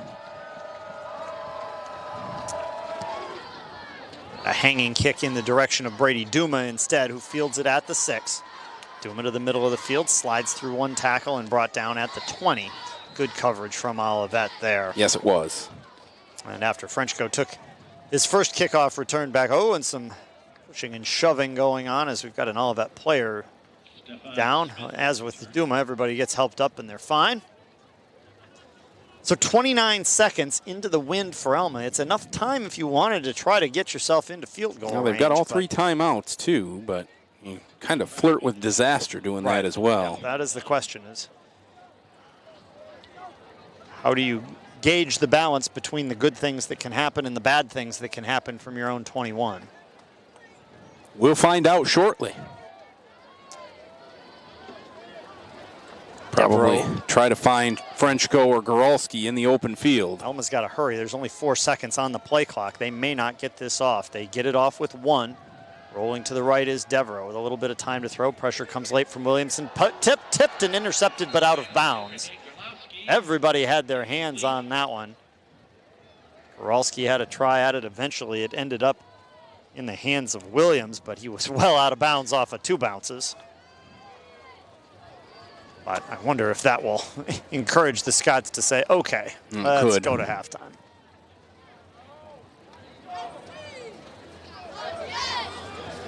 Johnstone and Goralski wide to the right, 2nd and 10, 21 seconds to play in the half. Olivet with 4 up on the line of scrimmage, now back to 3, and they'll drop everybody else back. Alma will respond by running up the middle. Bankert to the 26, gets 5. We'll see if Alma even wants to run another play. No sign of a timeout. And I think they're done. Final 7 seconds will run off. The teams will stroll to the locker room, and we'll head to halftime. 14-3 Olivet on the late touchdown. We'll take a break. Come back with a Pizza One halftime report. The live stream of the video will go to the band, and we'll have some band for you as well when we get back from break. 14-3 Olivet at halftime. We'll be back in a moment.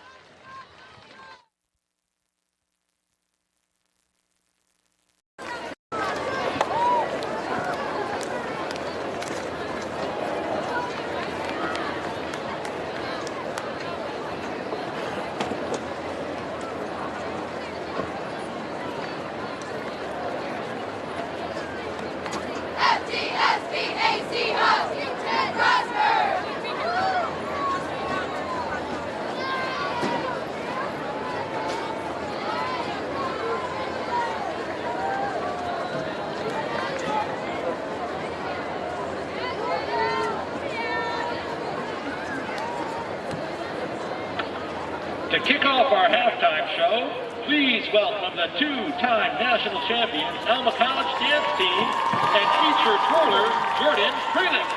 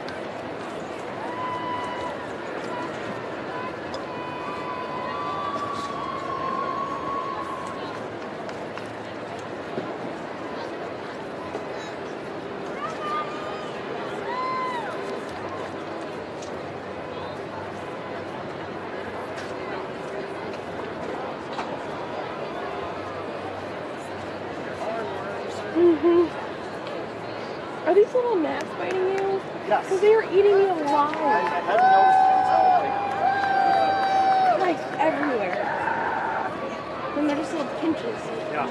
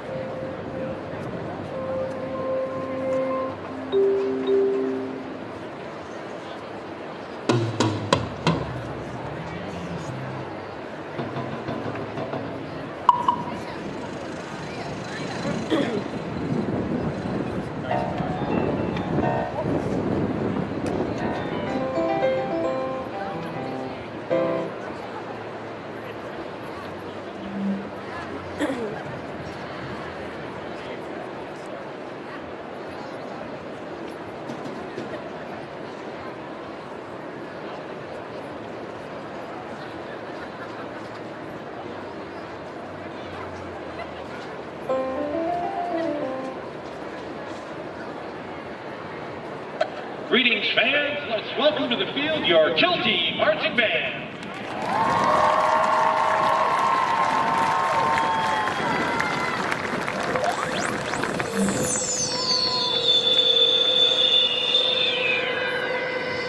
Attention, all members of the Solar Federation. The Kilty Marching Band has assumed control and is proud to present their 2021 production, Closer to the Heart.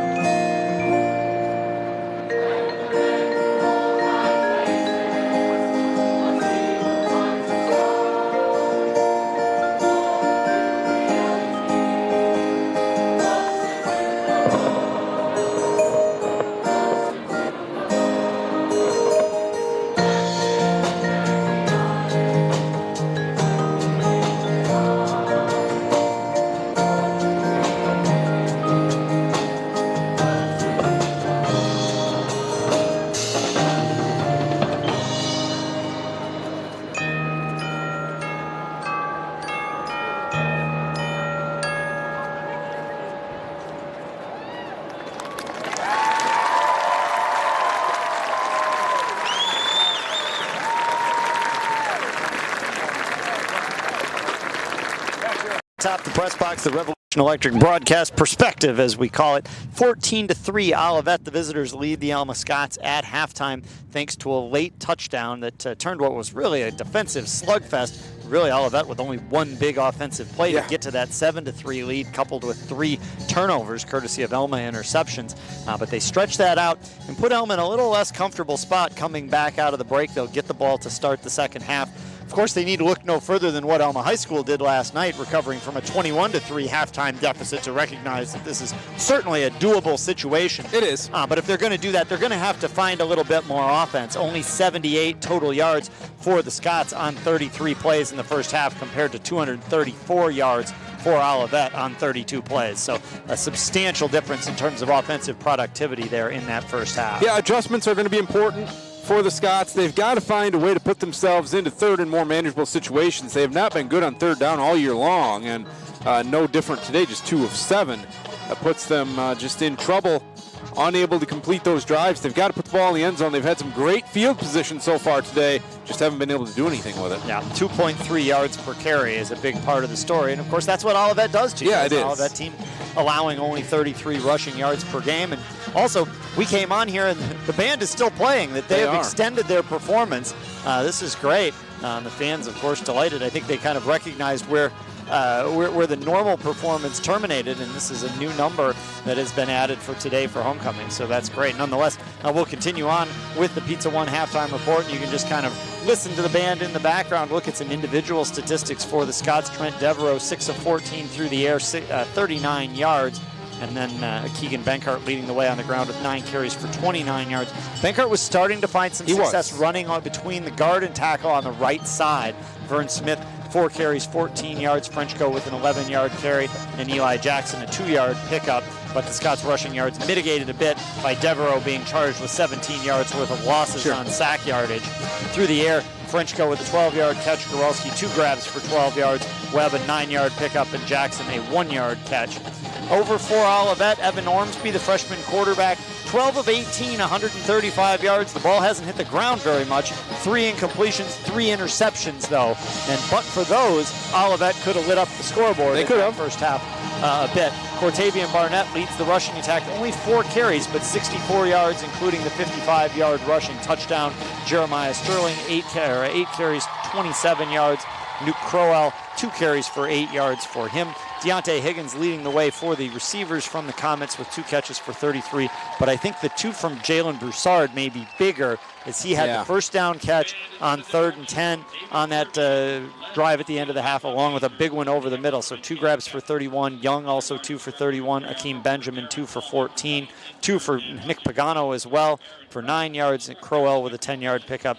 Ellison with a 7-yard pickup. Defensively, for both these teams, it's Grigsby. We haven't called his name all that much, but he does lead the way with actually, I have no idea how these stats are organized, like reverse alphabetical order. Grigsby having a nice game with 3 tackles in the first half.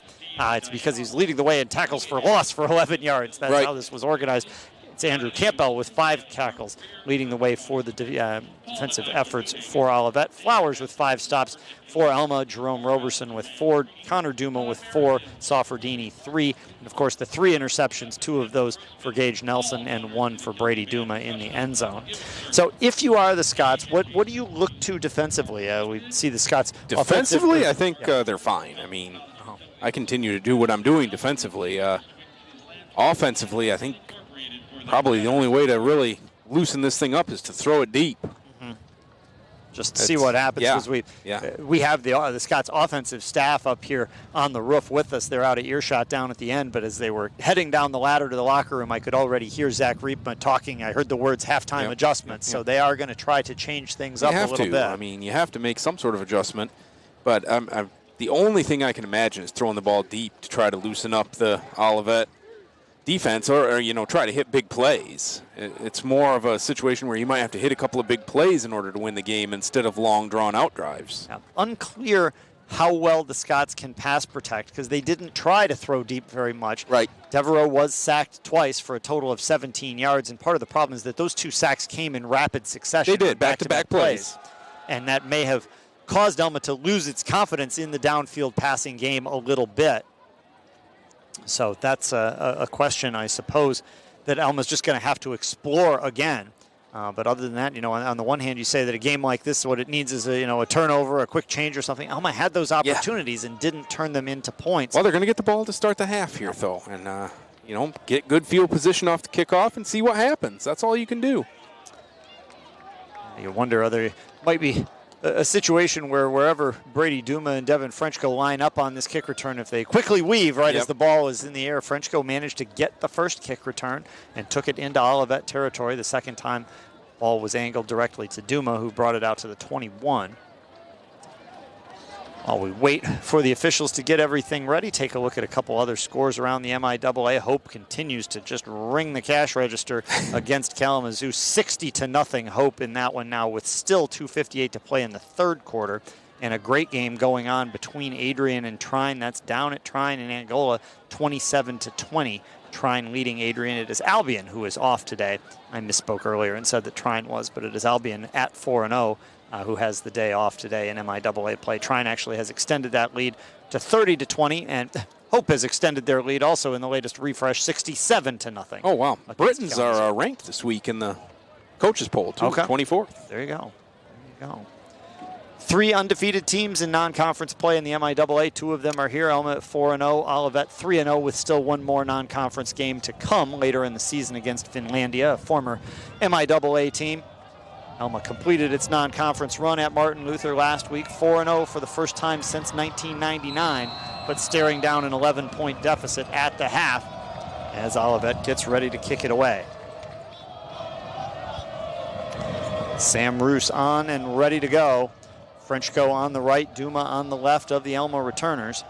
And as expected, they'll angle it over to Duma to not let Frenchko touch the ball. Duma from the 3, up the numbers, outside at the 20, has a little seam down the sideline, 30, 35, and a flying tackle there.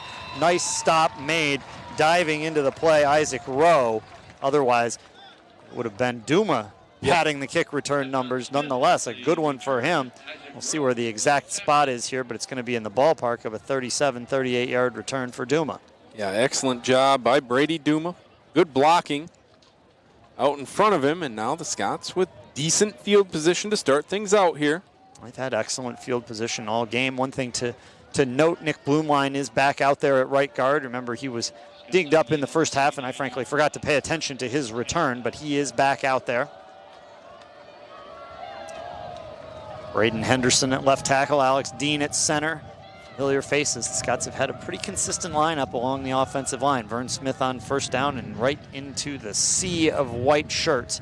Loses a yard. Yeah, David Curl doing a good job down there for Olivet, plugging up that run game. Curl out of Olivet, a Ferris State transfer, out of Watervliet, playing for Olivet. All MIAA selection. 10 all-conference players for Olivet last year, Jeff, and they're all back. Wow. That's a recipe for success right there. Gotcha. Kind of makes you wonder why Olivet was only picked 4th in the league. Sure. I think they may have been overlooked a little bit. 2nd and 10 for Alma. 14-3 Olivet here as we begin the second half. Jackson in motion to the left.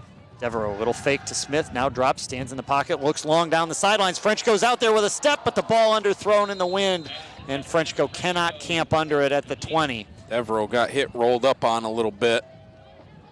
It's okay. And he's hobbling now. You're right. A little uncomfortable.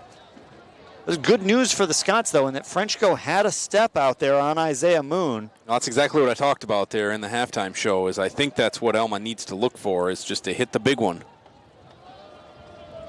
Now 3rd and 10, it's a difficult situation. Noah Jansen out wide to the right along with Goralski. Jansen, of course, the big catch back in week 1 against Bluffton on the wide receiver pass from Brody Krim. 3rd and 10 here. Rollout from Devereaux with pretty good protection. Steps up at the 30, throws on the run. Leaping try, and the ball knocked away from Goralski. A great play by Kuster. Really good play over there. That's Tommy Custer from Standish Sterling, a running back in his high school days that we saw back covering Alma High School football when SSC was in the Tri-Valley Central. Custer turned into a defensive back at Olivet. Looks like a darn good one there based on that play. The timing was just perfect. 3 and out for the Scots. And Kinsvatter comes on to punt it away. The dangerous Akeem Benjamin standing at the 27. And Kinsvatter will have to deal with the wind. And the wind kills this punt at the 41. And it'll roll forward about a half a yard. But that right there, Jeff, illustrates my strategy of picking the wind in the third quarter. That Olivet, knowing that they have to kick, Alma has to use its choice to take the ball. So Olivet chooses the wind in the third or fourth quarter. They manage to kick off downwind all the way to the 3. They then get the quick stop and force the punt into the wind. Yeah, it's only a 21-yard punt. So Olivet, with an 11-point lead, gets to roll out the offense at the 40. Alma runs only a minute and 10 seconds off the clock, and they will have to lean on this defense. Big spot here for the Comets offense, who's going to go empty in the backfield.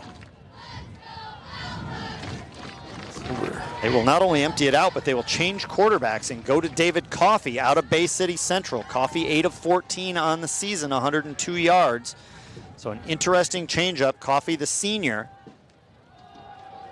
And the Bay City Western Warrior takes off on the run and he picks up a first down, and only Gage Nelson saved a touchdown at the 45. A one-arm tackle from Nelson. Otherwise, Coffey was going to go. Yeah, just a keeper to the weak side of the field. Coffey had 90 rushing yards and a touchdown coming in. He's going to stay in there. Picked up 50 on the ground last week down in Mississippi.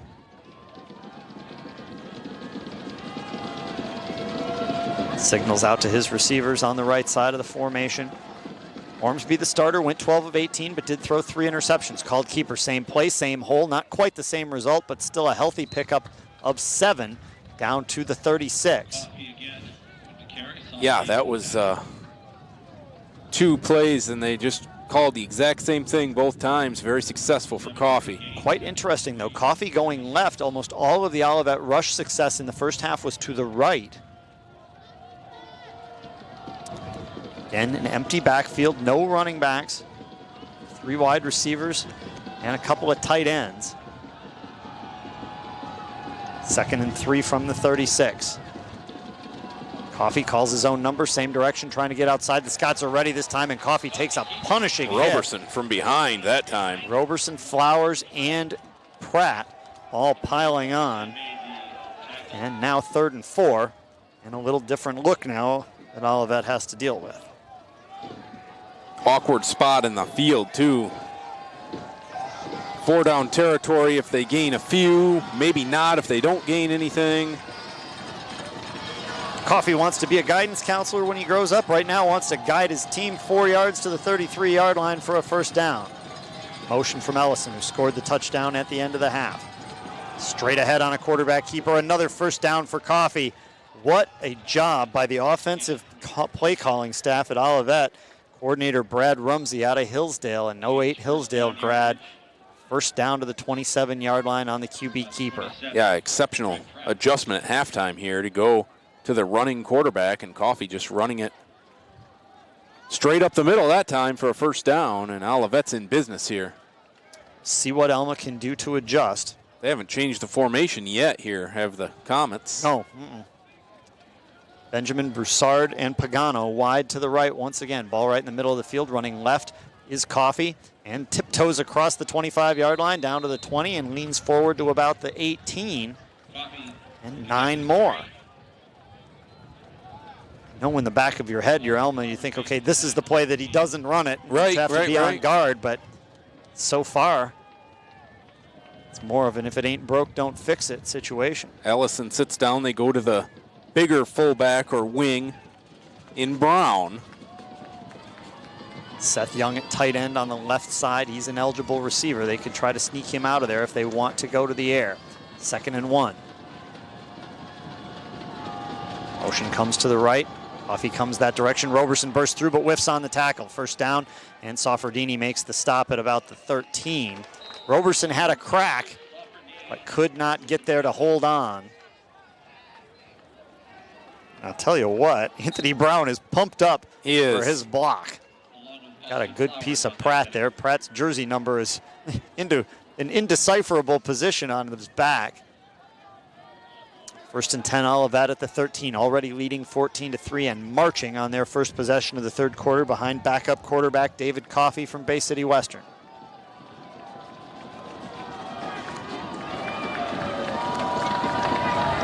Same alignment once again, 3 to the right, ball on the right hash mark. Coffee runs left, a kick out block, gets him to the inside. Now turns at the 10, 5, heads towards the pile. That kick out block down. was too much, Toph. That kick out block was just a little too much from Caleb Parker. Parker locked on. It would have been a touchdown and still could be if we've misread the penalty, but I'm pretty sure Jeff's got this one right. Yeah, I agree. We'll see. Official's microphone didn't work that time, but it is a holding. Yep. Nonetheless, good read from the quarterback with the presence to step inside of that kick out and then cut towards the pylon. Would have been a 14-yard touchdown, but for the flag. Now, what does Olivet do in a less run-dictating situation? Alma needs to take advantage of this penalty.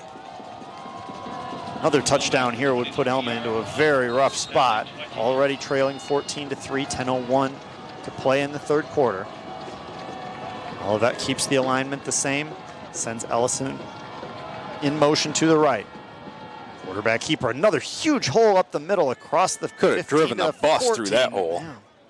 Gets the entire penalty back, and it'll be 2nd and 10, maybe 11, but it's a quick 10 yards though, right up the middle, and that hole was just enormous. Very interesting to find out what Olivet has done differently to open these huge gaps that were not there for the running backs. Something about the extra tight end with the fullback on the end there, and I guess that's true. You're going Elma's going to 8 take on 8. Timeout. Elma's going to try to adjust now with 9:26 to play in the third. Olivet on the move. We'll pause. Come back right after this.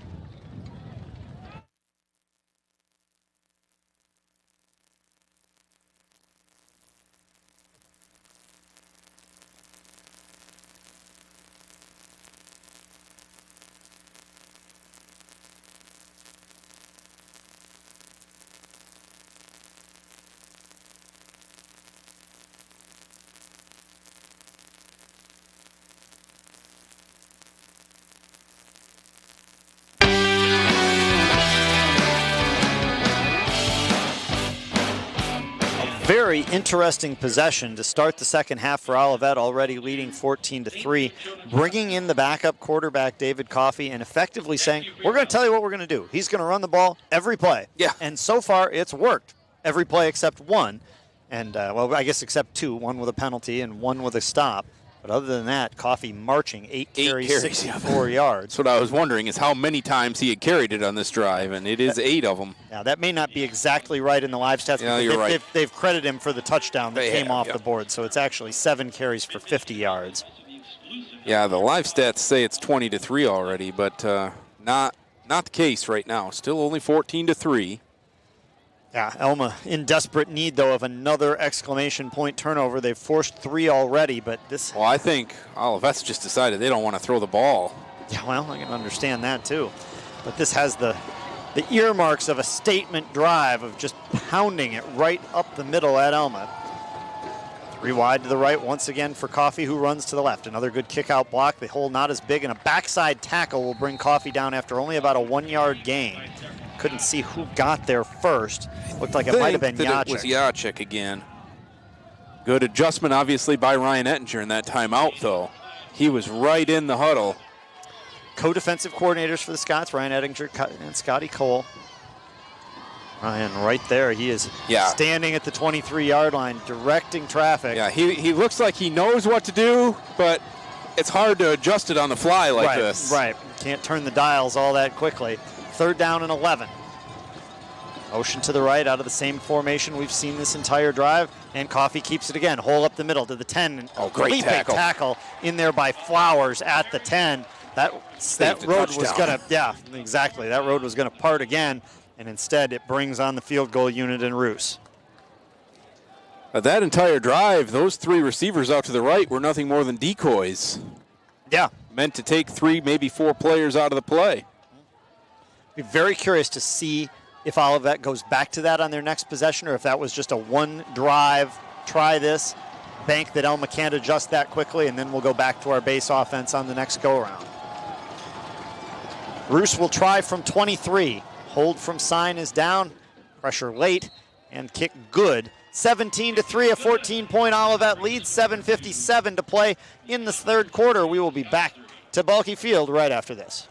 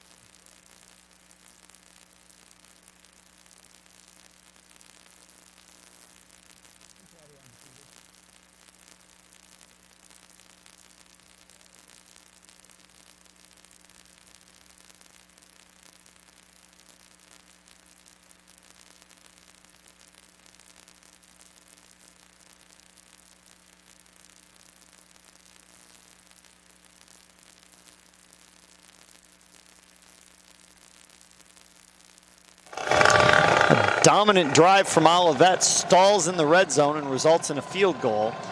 Bit of a victory for the Alma defense based on how that drive started, but that was like your Tecmo Bowl play calling, where you pick one play and just keep calling it, and dare somebody to stop it. And that play was quarterback keeper to David Coffey. 17-3 off the field goal as Roos boots it deep, and Frenchco's going to bring it out from 3 yards deep, see what he can do. Stutter step at the 10, inside at the 15, 25, or 20, and hit from behind. Just a little too slow to develop there, but I like the idea from Frenchco to try to hit the home run. Gets to the 22, gives up only 3 yards for the opportunity to break a big one. Yeah, he's got to take the chance. Now, what do you do if you're the Scots offensively? It's just, this is a tough defense to crack. Yeah, things have not gone very well. The total yardage edge continues to tilt very much in Olivet's favor, 288 to 78 overall. 39 passing yards, 39 rushing yards for Alma.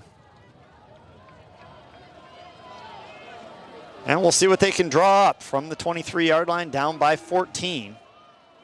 Devereaux, a handoff to Benkert, bursts to his right, trying to find that hole that was there in the second quarter, and gets 3 out to the 26, maybe the 27, depending upon where they put this one down. Devereaux kept it, and it was brought down by Colby Williams. 26 they'll go with.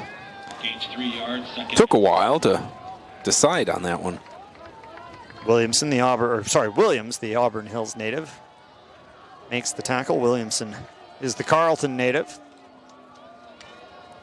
Boralski in motion, play action fake, straight drop, stepping up Devereaux, and sacked from the side by Tamar Hart. It's the first time we've called his name today. MIAA Defensive Player of the Year last season. About a yard loss for Hart out of Saginaw. Yeah, Devereaux saw room to run too, but only a good play by Hart prevented a pretty nice gain, I think. 4th sack of the season and 11th career sack for Hart.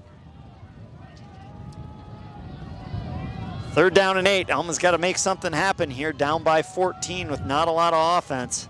6:25 to play in the 3rd quarter.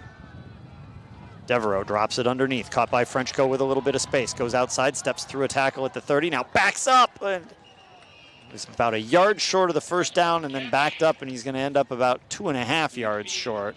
Got a punt here. 4th down and 2 from the 31, and Kinsvatter comes out.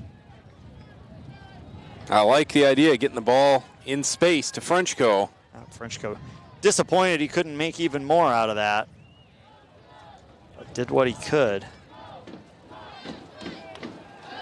Benjamin Deep to return on this sunny October afternoon, 77 degrees.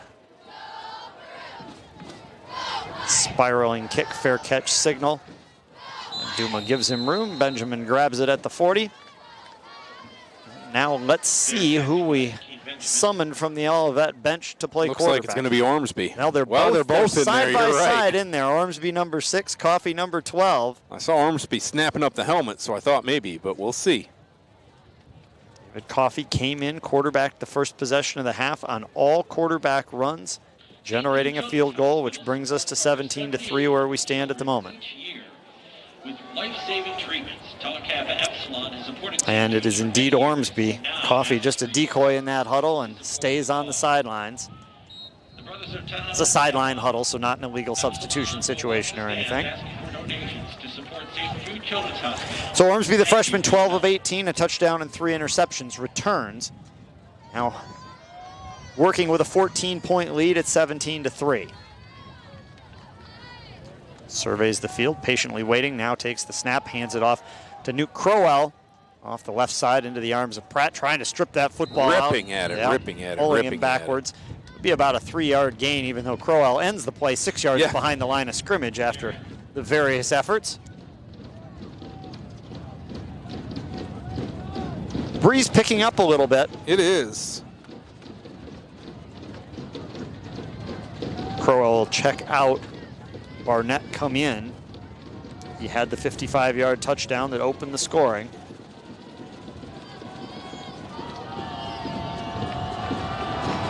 3 wide receivers to the left, only 1 tight end now with a back behind Ormsby. 2nd and 7. Handoff, Barnett, big hole into the Alma territory and wrapped up by Flowers at the 43. First down yardage and more, and I tell you, he is definitely the big play back. Yeah, it doesn't take long, that's for sure. He'll now come out, and the big guy Sterling comes back in. So all 3 backs play in the first 3 plays of this possession for Olivet. 4:40 to go in the third, 17-3. Olivet in Alma territory at the 44 with the 2-score lead.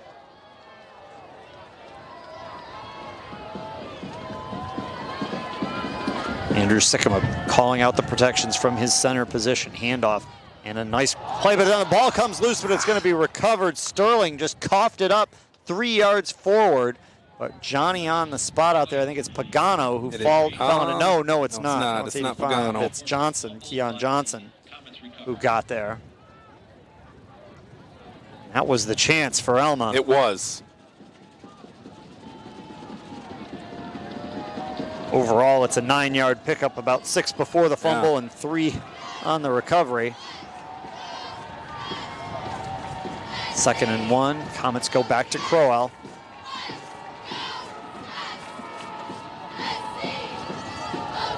Ormsby turns to his right. Crowell cuts it back in the middle and down the left side hash marks to the 29. That'll move the sticks. Another Olivet first down. Higgins' helmet comes off, so he'll check out for a play. That just brings Benjamin in, though. It's not a great trade. It doesn't get any easier if you're Alma.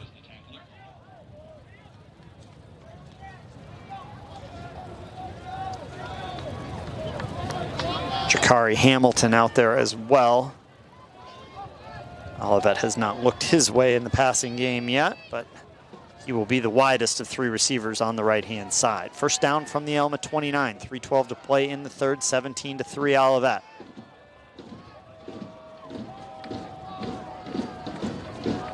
Ormsby to Crowell, same cutback play up the middle, upended by Brady Duma at the 26. Pickup of 3. Crowell was not happy with himself on that one. Punching the turf as he went down. Well, if he thought not sure what he saw. Yeah, I don't know if he thinks he went the wrong way or if he thought he should have been able to get his footing back after his ankles initially got taken out. Maybe, but that was a good, strong ankle tackle. Sure looked like it. Crowell goes out, Barnett back in. Barnett on the game, 5 carries, 77 yards, 15 yards a pop. And, of course, the 55-yard touchdown. He's been dangerous, to say the least. And that's a fair statement. 2nd and 7. He gets it, and a nice tackle from behind. Barnett gets only a yard to the 25. A huge 3rd down situation here. They're at the edge of field goal range, probably downwind here. Now, the benefit of the field goal, getting it to 3 scores, huge, might justify trying one. Receivers are going to go to the left for the first time in this half, I believe. I think you're right. Pagano, Johnson, and Benjamin all out that direction. Barnett remains the tailback, 3rd and 6. Olivet needs the 19 of Alma. Here comes Barnett across the 25, across the 20, and all the way to the 17 as he just bowls over Spears and moves the sticks once again. Boy, he is effective. Now they just are generally going away from where those receivers are. True. And they'll shuttle backs in and out again. Crowell returns. 1:20 with the clock moving here in the 3rd quarter. Olivet already up by 14 and looking for more. Starting to assert itself a little bit against this Alma defense that was kept alive by 3 first-half turnovers.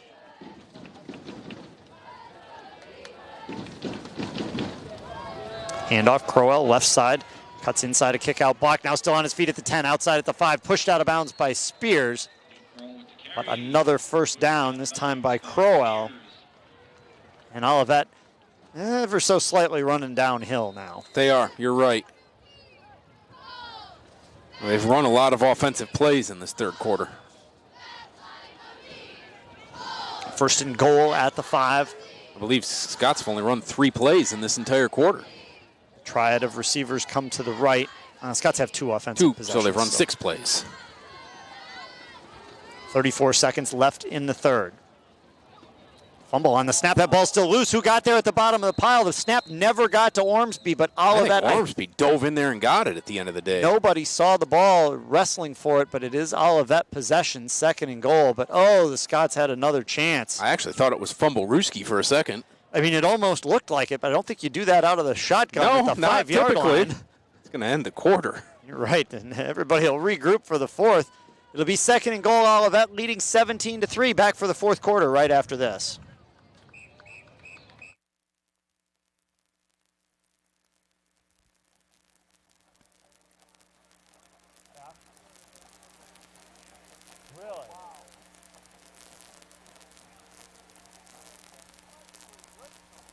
Have they done that before in terms of just going to coffee for one possession? Or?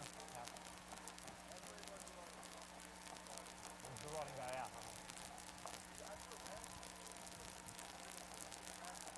Right, yeah, because he was behind Jarrett last year. Was he behind Porter too then?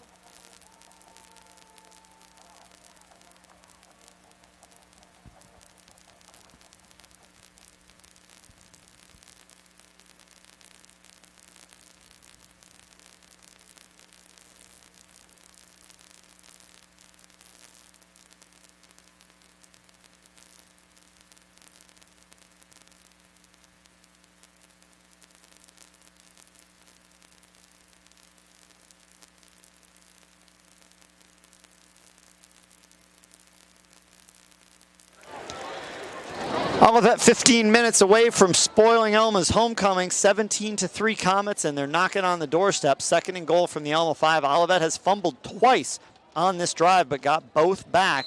The last one, an errant snap that just never got back to quarterback Evan Ormsby. No, I don't know what happened on that. Ormsby only began playing quarterback as a junior in high school. Leading his team here today as a college freshman. 2nd and goal. 3 wide to the right. Crowell is the tailback. Crowell right up the middle. A through 1 tackle. Stumbling, leaning down to the 1. Heck of a job to stay up by Crowell that time. Looked like they had him at about the 5. Marshall was the first one there, but Soffordini's cramping, which they need him on this play. He's trying to get it to release, and he can't. No, not going to happen. So if I'm Alma, I'd burn a timeout to get him back out there. Boy, it's a tough call, because on the other hand, to rally from even 2 scores down, the timeout has a great deal of value too. 3rd and goal from the 1 is what the situation will be. Obviously, it would become a very, very tall task if Olivet comes away with any variety of points here, because the Scots will need 3 scores.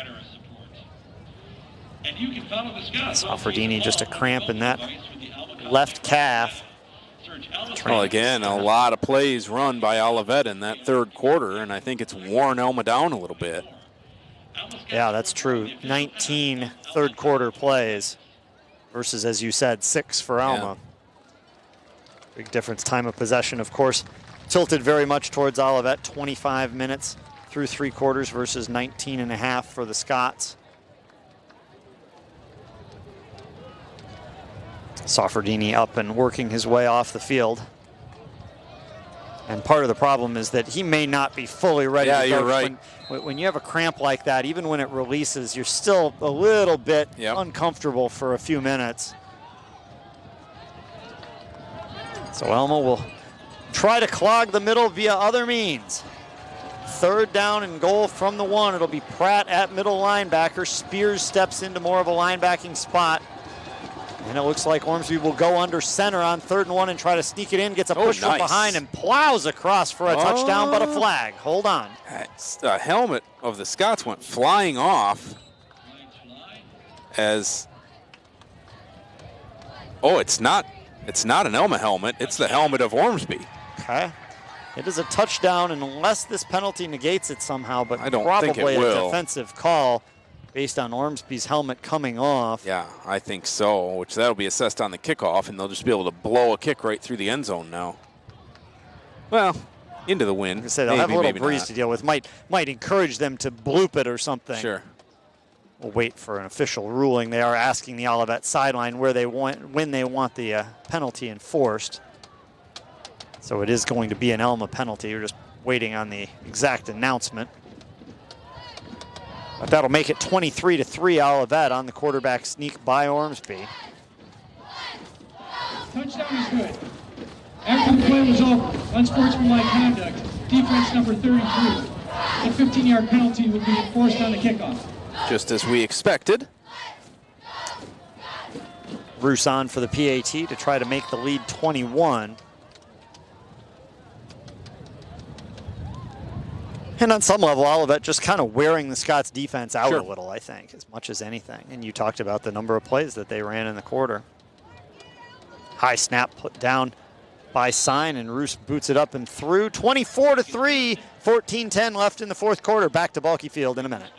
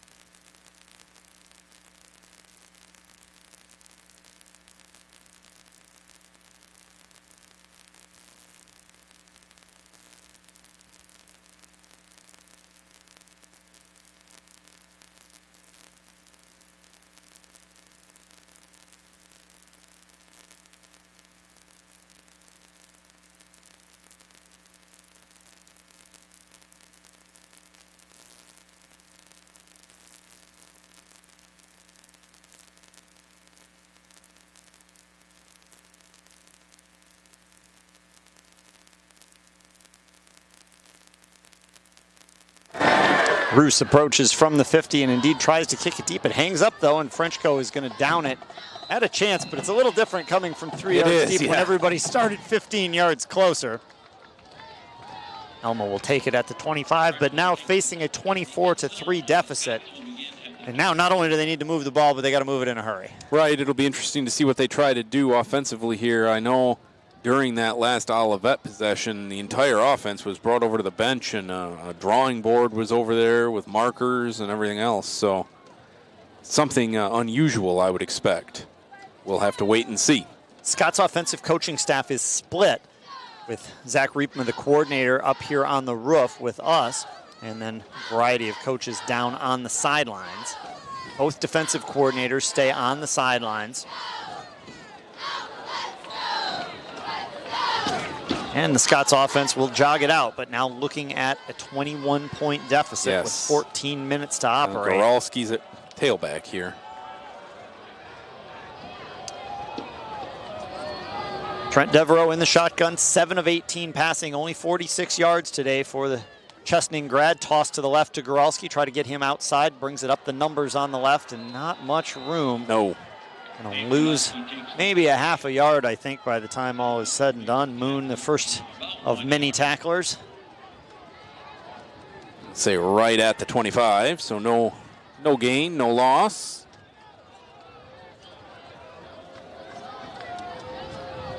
That is literally no gain, no loss. It's like when you used to put 0 into your calculator and then put -0. Right. As if that made a difference. Second down and 10, Vern Smith in at tailback. Jackson at a tight end on the right. Give it to Smith, trying to sweep out to the right. Turns it up at the 25, and a big collision at the 29. 4-yard pickup there, but a rude welcome as upon his arrival. Logan Fee amongst the Olivet players on the welcome committee. Tommy Custer as well. 3rd and 6. And Alma's got to have this one.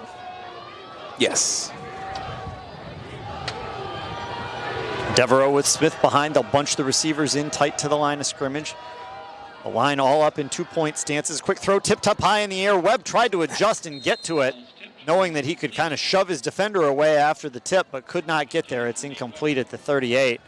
And now Alma with a variety of bad options. Punt down 21 or have to go for it on 4th and 6 at your own 29-yard line. And it will be the punt team that comes out. What a defensive effort from Olivet today, as we expected. Yeah, it's a good defensive team. You know, like I said, with only 3 games worth of stats, you always wonder in non-conference, is it for real? Is it smoke and mirrors? And this is for real.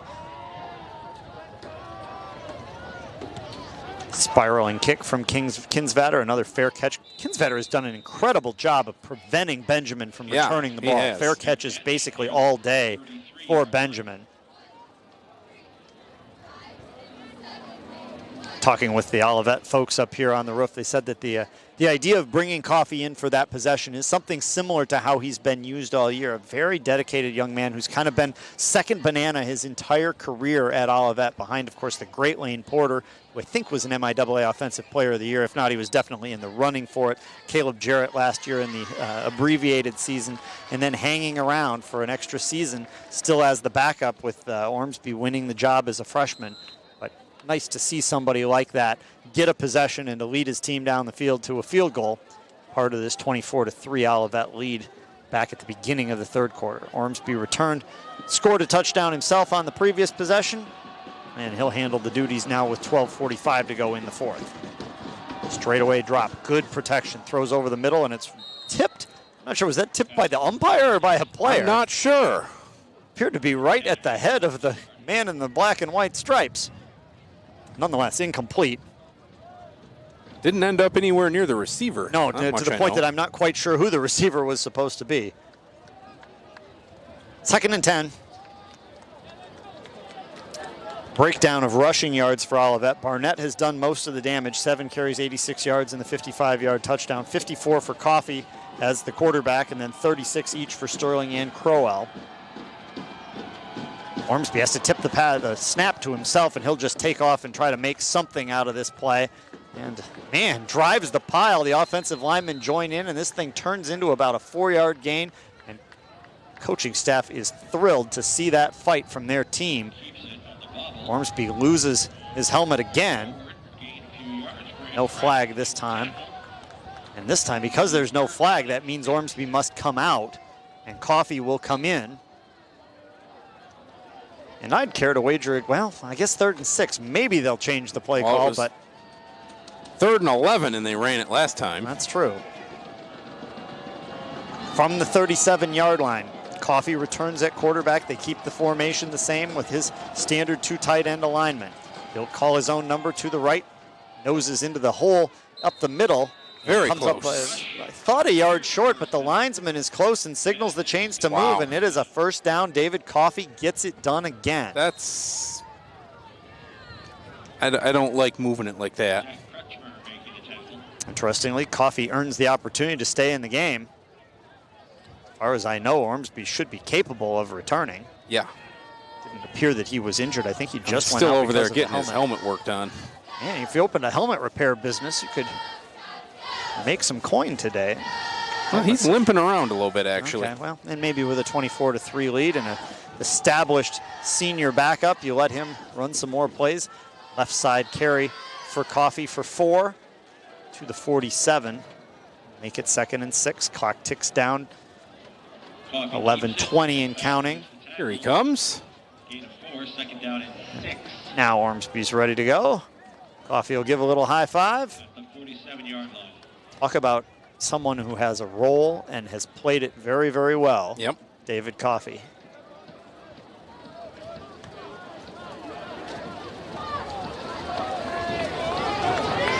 Second and a long 6 for Olivet with the 24-3 lead here in the fourth. And off Crowell steps out of a tackle in the backfield and gets about 3 to midfield. Chance to get off the field for the Scots here. They've got to do it right here. 3rd and 3. So they not only need a stop, but they probably need a stop for no gain or less, I would think, to bring on the punt team.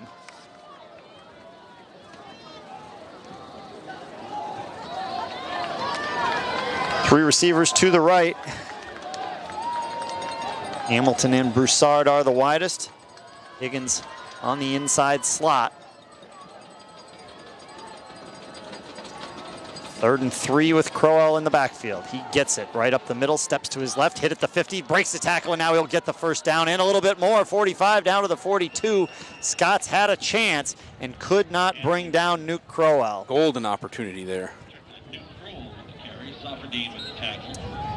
8 yards on the gain after all is said and done, but they all came after contact. And again, that's a play that's just the difference between the first quarter and the fourth quarter. Yep. Alma made that tackle in the first quarter. Just don't have quite enough gas. And maybe it's that strength training program from Olivet. We were kind of surprised. They brought weights. They were doing weights in the pregame. They were. Push-ups on the field. But they are strong and well-conditioned out there. It looked very much like it's just the first quarter. Well, there was a hold right there. A big hold on a left side run to Sterling, who got 2. But this one will come back. Thanks to the clutch and grab. Duma made the stop. I won't get credit for that one because the play isn't going to count. No, that one's coming back. No doubt about it. Sanderson shaken up on the play. He was the one that was held. This will take Olivet back onto their own side of midfield. Stops the clock at the moment with 9:31 to play in the game. Penalty like that is one that when the play is coming directly at you, you're going to get called every time. Yeah. If it's going away from you, maybe you get away with it. Maybe But nobody notices. First and 20. Ormsby in the pistol. Takes his time at the line of scrimmage, snaps it with 6. Gives it off to Sterling, off right tackle, pushes his way through and back into Alma territory at the 46. That'll make it 2nd and 15. Alma heads to Kalamazoo next week. Hornets going to be 1-4 after taking a shellacking courtesy of Hope today, and now an injury along the Olenga down now. Along the line there. Andrew Olenga from Climax Scots. Took a shot in the midsection as well. I think the teams have gone to taking some shots down there for sure. Anyway, what I was saying, Alma gets Kalamazoo next week, who has not had a very good week against Hope. Meanwhile, Olivet will take on Trine, who has been in a dogfight game with Adrian. Let's see if we can get you a score update on that one while we wait for the officials' timeout. Should be close to completed by now, as that was an earlier start. Like you got slow internet up here on the roof today. The first time I thought I was going to get a quick refresh and I didn't get it. Trine actually pulls away for a 36-20 win. That is a final at Trine against Adrian. Hope Kalamazoo, a 67-0 final score now. So the Dutchmen with a loss in their non-conference schedule, but serving notice to the league as they were certainly a preseason favorite along with Albion. Yep, and gets the word at the last second. Higgins was lined up a little too far downfield, and Ormsby wants to throw to him, steps to the side, throws long, and Duma punches it away. What a job by Brady Duma. The windmill swat to take that away from Deontay Higgins. Brady Duma is just an incredible corner. He really has developed into the premier defender. That was funny, though. Higgins was so clearly lined up off sides. I mean, he's right in line with where we were at, and you could tell. And when you're out there, you ask the official, and the official either will say you're good or you're not good, and they barely got their communication before the ball was snapped. Yep. But he took a full step back, and then he was good on the line of scrimmage. Yep. You're exactly right. You're allowed to do that. You can look to the linesman, and they will let you know if you're in the right place. 3rd down and 14, high snap. Ormsby from the pocket, standing right on the A at midfield, throws down the sideline, a leaping catch by Pagano for a first down at the 24. Setting down in the zone. You play that cover 2. There's a room over there on the sidelines. Has to be a good throw, and it was. Yep, Ormsby knew right where to put that one. 23-yard line. Mark it at the 23. Another first down for the Comets, leading 24-3, 8 minutes to go. And looking very much like they're going to hand Alma their first loss of this 2021 campaign.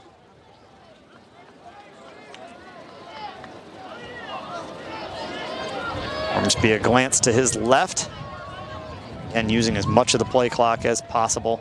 Sterling on first down, nothing there. The Scots basically pick him up and toss him down. Austin Flowers has had a nice game defensively today. Really has. For Alma. Take a look at those tackle numbers for Flowers, and that doesn't surprise me. That's number 11. Yeah, he's getting himself right up near the line of scrimmage from that safety position. 11 for Flowers, 9 for Soffordini, 7 for Pratt, who had 12 last week, 5 from Spears, 5 from Roberson, leading the way in the tackle numbers. For Scotty Cole and Ryan Ettinger's defense. 2nd down and 12. Olivet with the 21-point lead. Brown with a little bit of motion, Sterling up the middle, fares better this time and kind of porpoises his way down along the ground. Those don't count after you've hit the turf, but he just kept going to about the 19. 3rd down and 6. Gain of 6.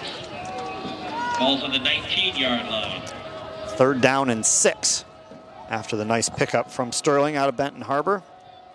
Reigning Offensive Player of the Week in the MIAA after 157 yards and a score down in Mississippi last weekend.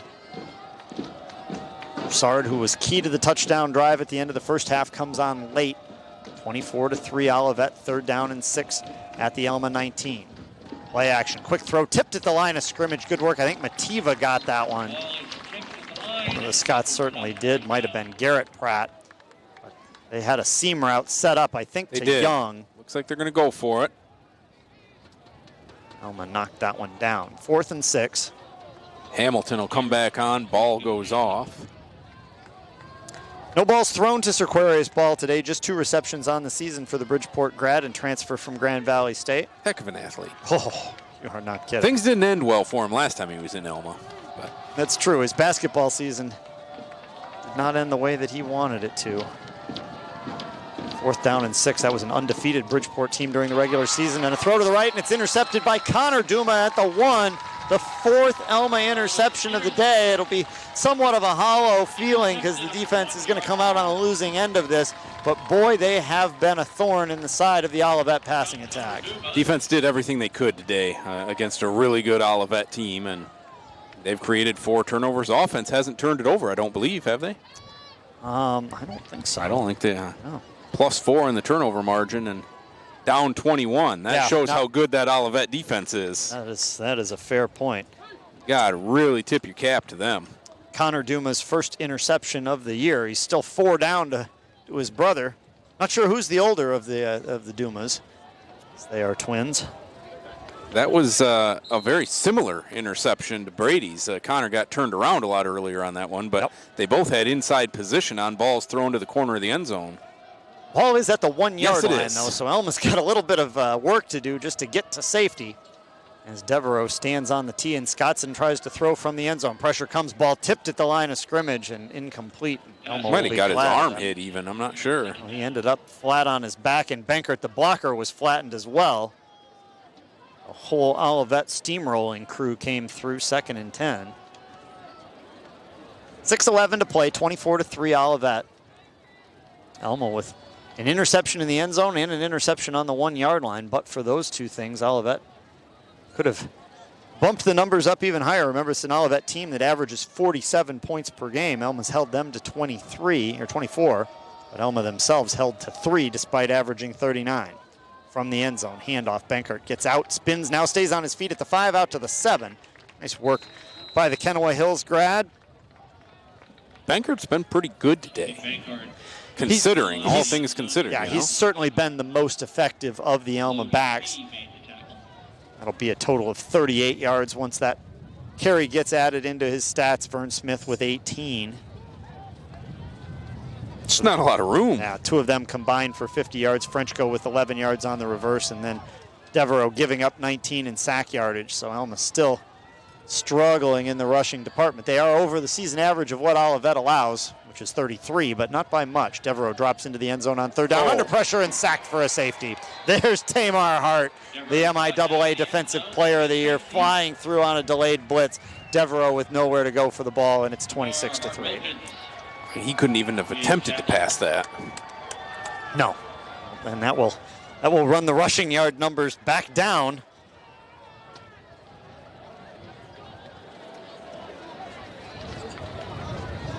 Alma with 43 rushing yards, so Olivet's going to get through 4 weeks of the season let's do a little bit of math here. 143 divided by 4, whatever that is, which is not a lot. 36. No, that's incredible. That is 35.75 rushing yards per game. Unbelievable. West Alma gets the ball back and puts up some rushing yards in the final minutes. Fantastic stuff. Yeah. And, sometimes this is kind of like we talked about. Low rushing yards are because teams get behind or they just give up on the run. Alma really didn't. Alma kept trying as best as they could, and just it didn't get any easier. No, that's for sure. It did not. So now, they're going to punt? We'll find out whether they send Kinsvatter out to throw the free kick punt, whether they put it on a tee. It used to be that everybody always punted. Back when you and I were kids, you get more hang always a time punt. that way. Yep, you'd hang it up, and then I think the kickers just got a bit better at driving it 65, 70 yards. Yep, he's got the tee with him. Kinsvatter from Petoskey High School, an Indian River native, highly recruited. Scots were very lucky to get him here. He's done a fantastic job this year. Had a couple of touchbacks last week. Those, of course, from the 35, not on free kicks from the 20. But he now has to deal with the dangerous Olivet return unit. They'll kick it short to keep it away from them. Kick it in the direction of Hamilton, who brings it across the field at the 32, all the way back to the 30. A stiff arm there and a little too much lateral movement, and finally wrestled down at about the 31. Great stiff arm, so. Chandler Holloway, I think, on that tackle. Olivet will get to roll the offense back out with 5:15 to try to drain off the clock, and now a 23-point lead after the safety. Well, I would expect a heavy dose of the ground game here. Would think that's a fairly safe deduction. I wonder if they'll go back to Coffey. Both quarterbacks are in the huddle, but it looks like it will be Ormsby. Which would suggest that, you thought you might have seen him hobbling a little bit after that play where his helmet was knocked off and then he returned. He must be fine. There'd be no reason to chance it here if he was dinged up. Right, of course. Up by 23 with just 5 minutes to play.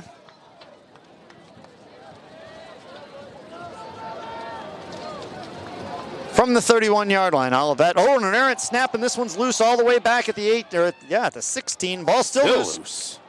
As Barnett tried to fall on it, the Scots piled in and the ball came loose, and Alma gets it. There's turnover number 5. It's incredible what this defense does. Even on a day where they're not going to get the win, they create 5 more turnovers. 24 on the season, and now plus 16 in turnover margin. Pratt at the bottom of the pile. Safardini getting a high five coming out of there. And that looked like Barnett was going to be able to fall on it. I thought so too. And what's interesting is if he ever had possession, the play was over because he was lying on the ground. But in a play like that, everybody piles on, and if you don't squeeze it, and oftentimes you still have that opportunity to rip it away at the bottom of the pile as a defender. See if the Scots can. Well, the Scots had too many men on the field, first of all, so. Bankert comes off. Still 5:07 to play. It's a 23-point margin, but put some points on the board here and see what happens. Smith on a sweep out to the left. Turns it up at the 15, down to the 10. Blockers in front. One of the best Scots running plays of the day. Pushed out of bounds at the 3-yard line. That was very nice. First down and goal. 11-yard pickup for Vern Smith from North Muskegon. Brings the ball to the 4-yard line. Yeah, he had a lot of blockers out in front that time. And it's first down and goal. So first and goal from the 4. The Scots have been kept out of the end zone all day, but now with a chance to capitalize on the short field after the fumble recovery. Smith the tailback, Goralski, French go wide to the right. Goralski now in motion left. Runs all the way to the center, then comes back to the right. Throwing that direction underneath, and a nice fake on the catch by Frenchko as the throw is to Goralski. Nobody moves, and Frenchko with the touchdown. Just really throws him. Goralski for the TD. Goralski's 4th touchdown grab of the year in the corner. And boy, you are exactly right. Frenchko just set up there with the hands as if the ball was coming his way. Everybody looked, and the ball was headed elsewhere. 26-9, Hernandez on for the extra point. Scots want to make it a 2-score game. A lot of the game theory folks say you should go for 2 now, just to know where you stand. Hernandez with the PAT through, 26-10, 4:29 to play. Hang around, you never know. We'll be back.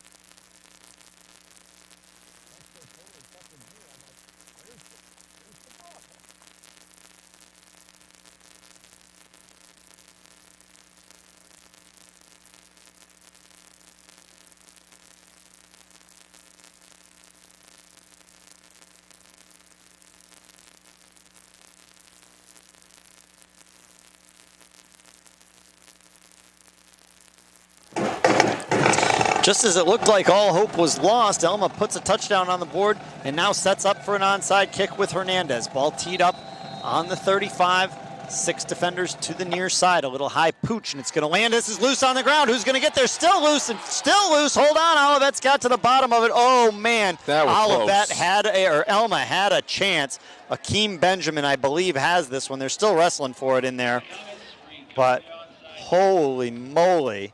Now Benjamin tosses the ball to the official, who makes a quite acrobatic catch.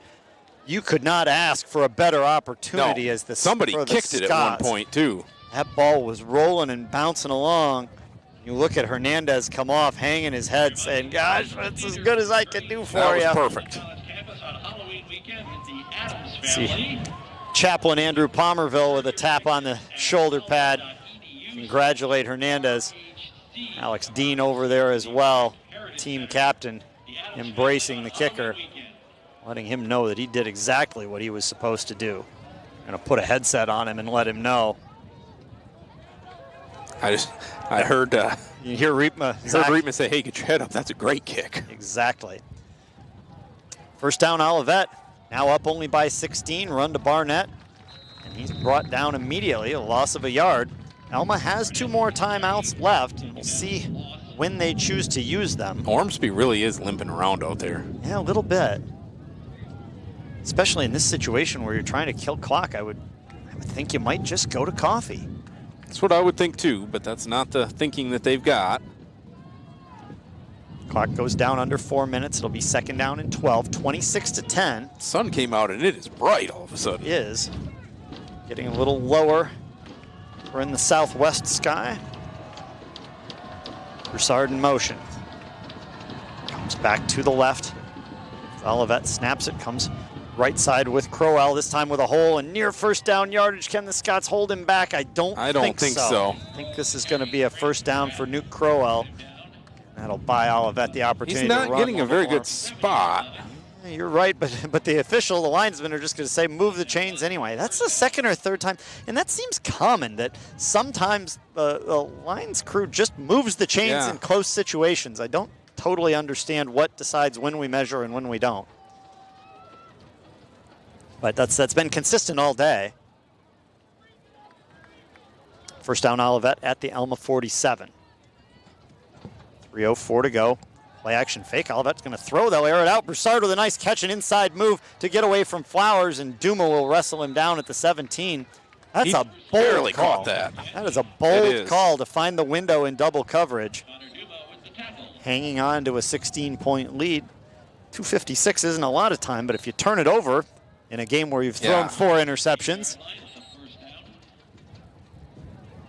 Instead, Olivet looking for more points. That they are. These plays have not just been designed to run the clock out, that's for sure.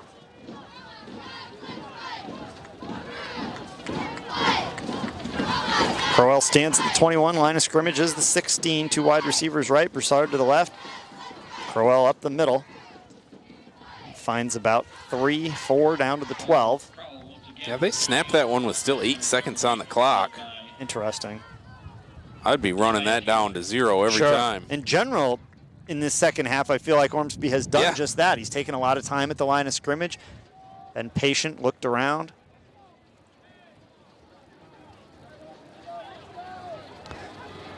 .205 and counting. 15 on the play clock. We'll see if Olivet chooses to drain it. Motion now. Still waiting. They snap it with 6. The big man Sterling up the middle, flying ankle tackle from Kretschmar at the 10, and that makes it 3rd down. There's timeout. Yeah.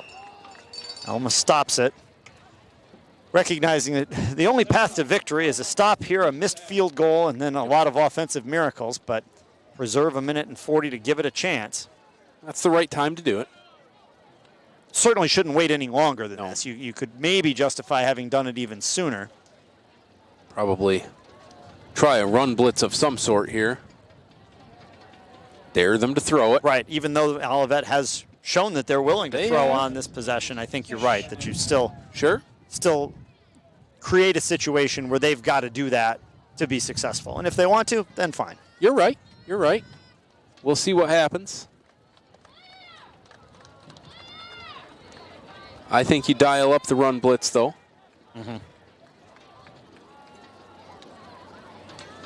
Team's still huddled up in the timeout. 1:40 to play, 26-10, Olivet.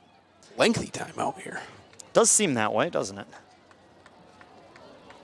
Looking like Olivet will move to 4-0 and Alma drop to 4-1, though the Scots have found an extra level of fight in the final 5 or 6 minutes of this one. 2 fourth-quarter turnovers forced by Alma to keep this one from getting away and then generate a touchdown at the other end for the Scots. 3rd and 4 from the 10. Ormsby looking around.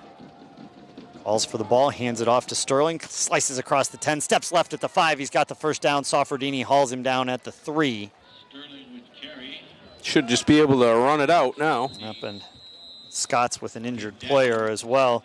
That's Sanderson.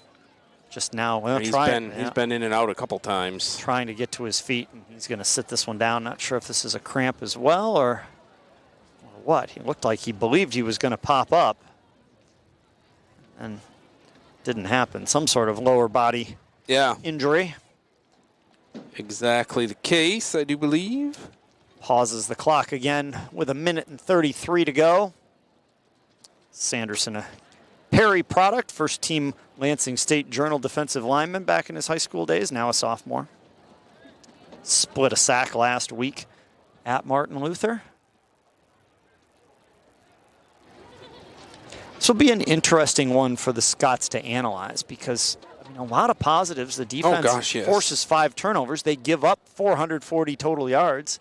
At the same time, Olivet moved the ball, but Alma slammed the door a number of times. They hold a team that averages 47 a game to 26, which is really 24 offensively, plus the safety. And Alma just has to continue to try to develop the offense a little bit against some of these MIAA defenses that might be a little more talented than what Alma saw in the non-conference season. I agree. I agree. Sanderson up, but slowly walking off the field, a little bit gingerly, although completely under his own power. He's got a brace on that right knee. Yep, you're right. Rademacher comes out and chats with him on the way off.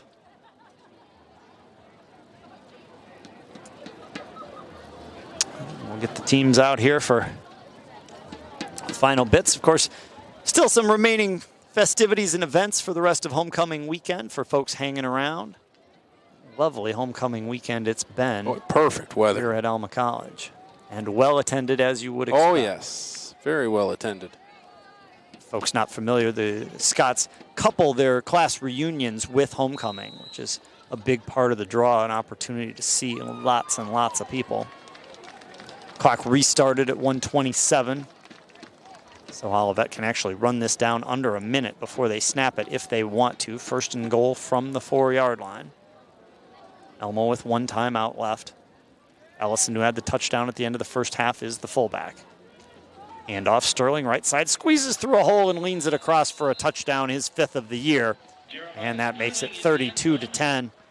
Just to salt it away for Olivet and take any question out of the picture. I'm a little surprised they didn't take a knee. I think after Alma calls a timeout, though, you're probably...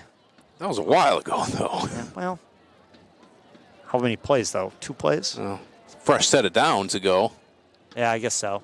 I guess that was the previous. So 3 plays previous. Roos for the PAT. Kick is up and good. We stay in here or taking a break? We're going to take one more break. All right, one more break at 33-10, 1:07 to play. Back right after this.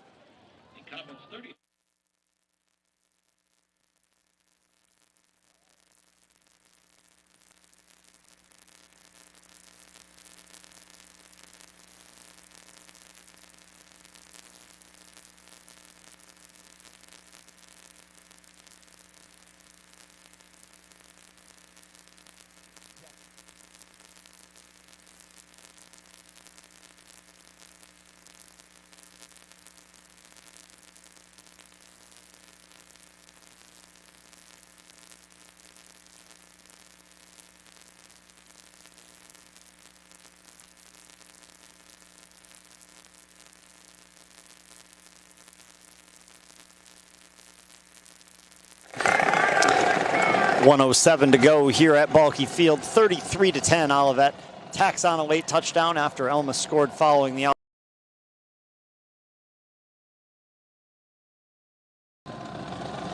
Roos will boot it.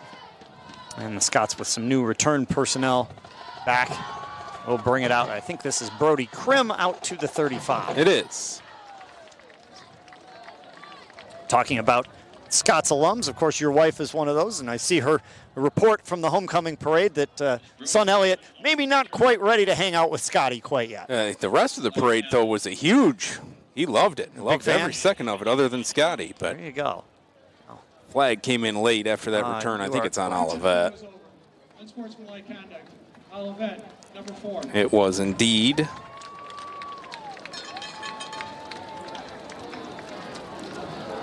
So the Scots will get a little bit better starting position here. Olivet will still want to control the penalty yardage. Yeah. It's not. It's an improvement. That's going to be 64 penalty yards today. They've been averaging nearly 93, or they've averaged 93 through the first 3 weeks.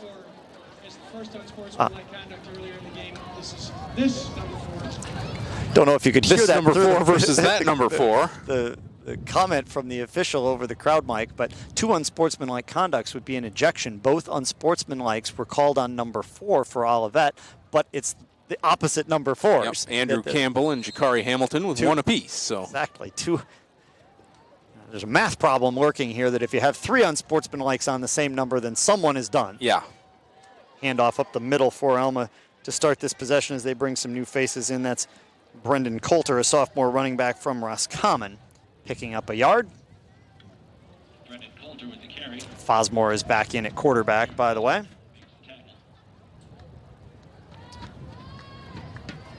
So see Drake Jost out there. He's a tight end on the near side. That sun you mentioned has gone away. Yes, all it of a has. sudden. It got quite a bit cooler. Second down carry and a little healthier pickup this time for Coulter. Yeah, down a couple of to the nice 42. moves in there. 24 seconds. Alma can run one more play if they want to hustle, or they can say that's enough. So far, the pacing looking like it's more than that's enough. Yep, you're absolutely right. 33-10 will be the final. The Olivet fans start to cheer. They know the victory is now secured. They get the victory to move to 4-0. Alma falls to 4-1, but with a valiant fight, and their defense generates 5 more turnovers today. We'll take a break, come back on the radio for the postgame show.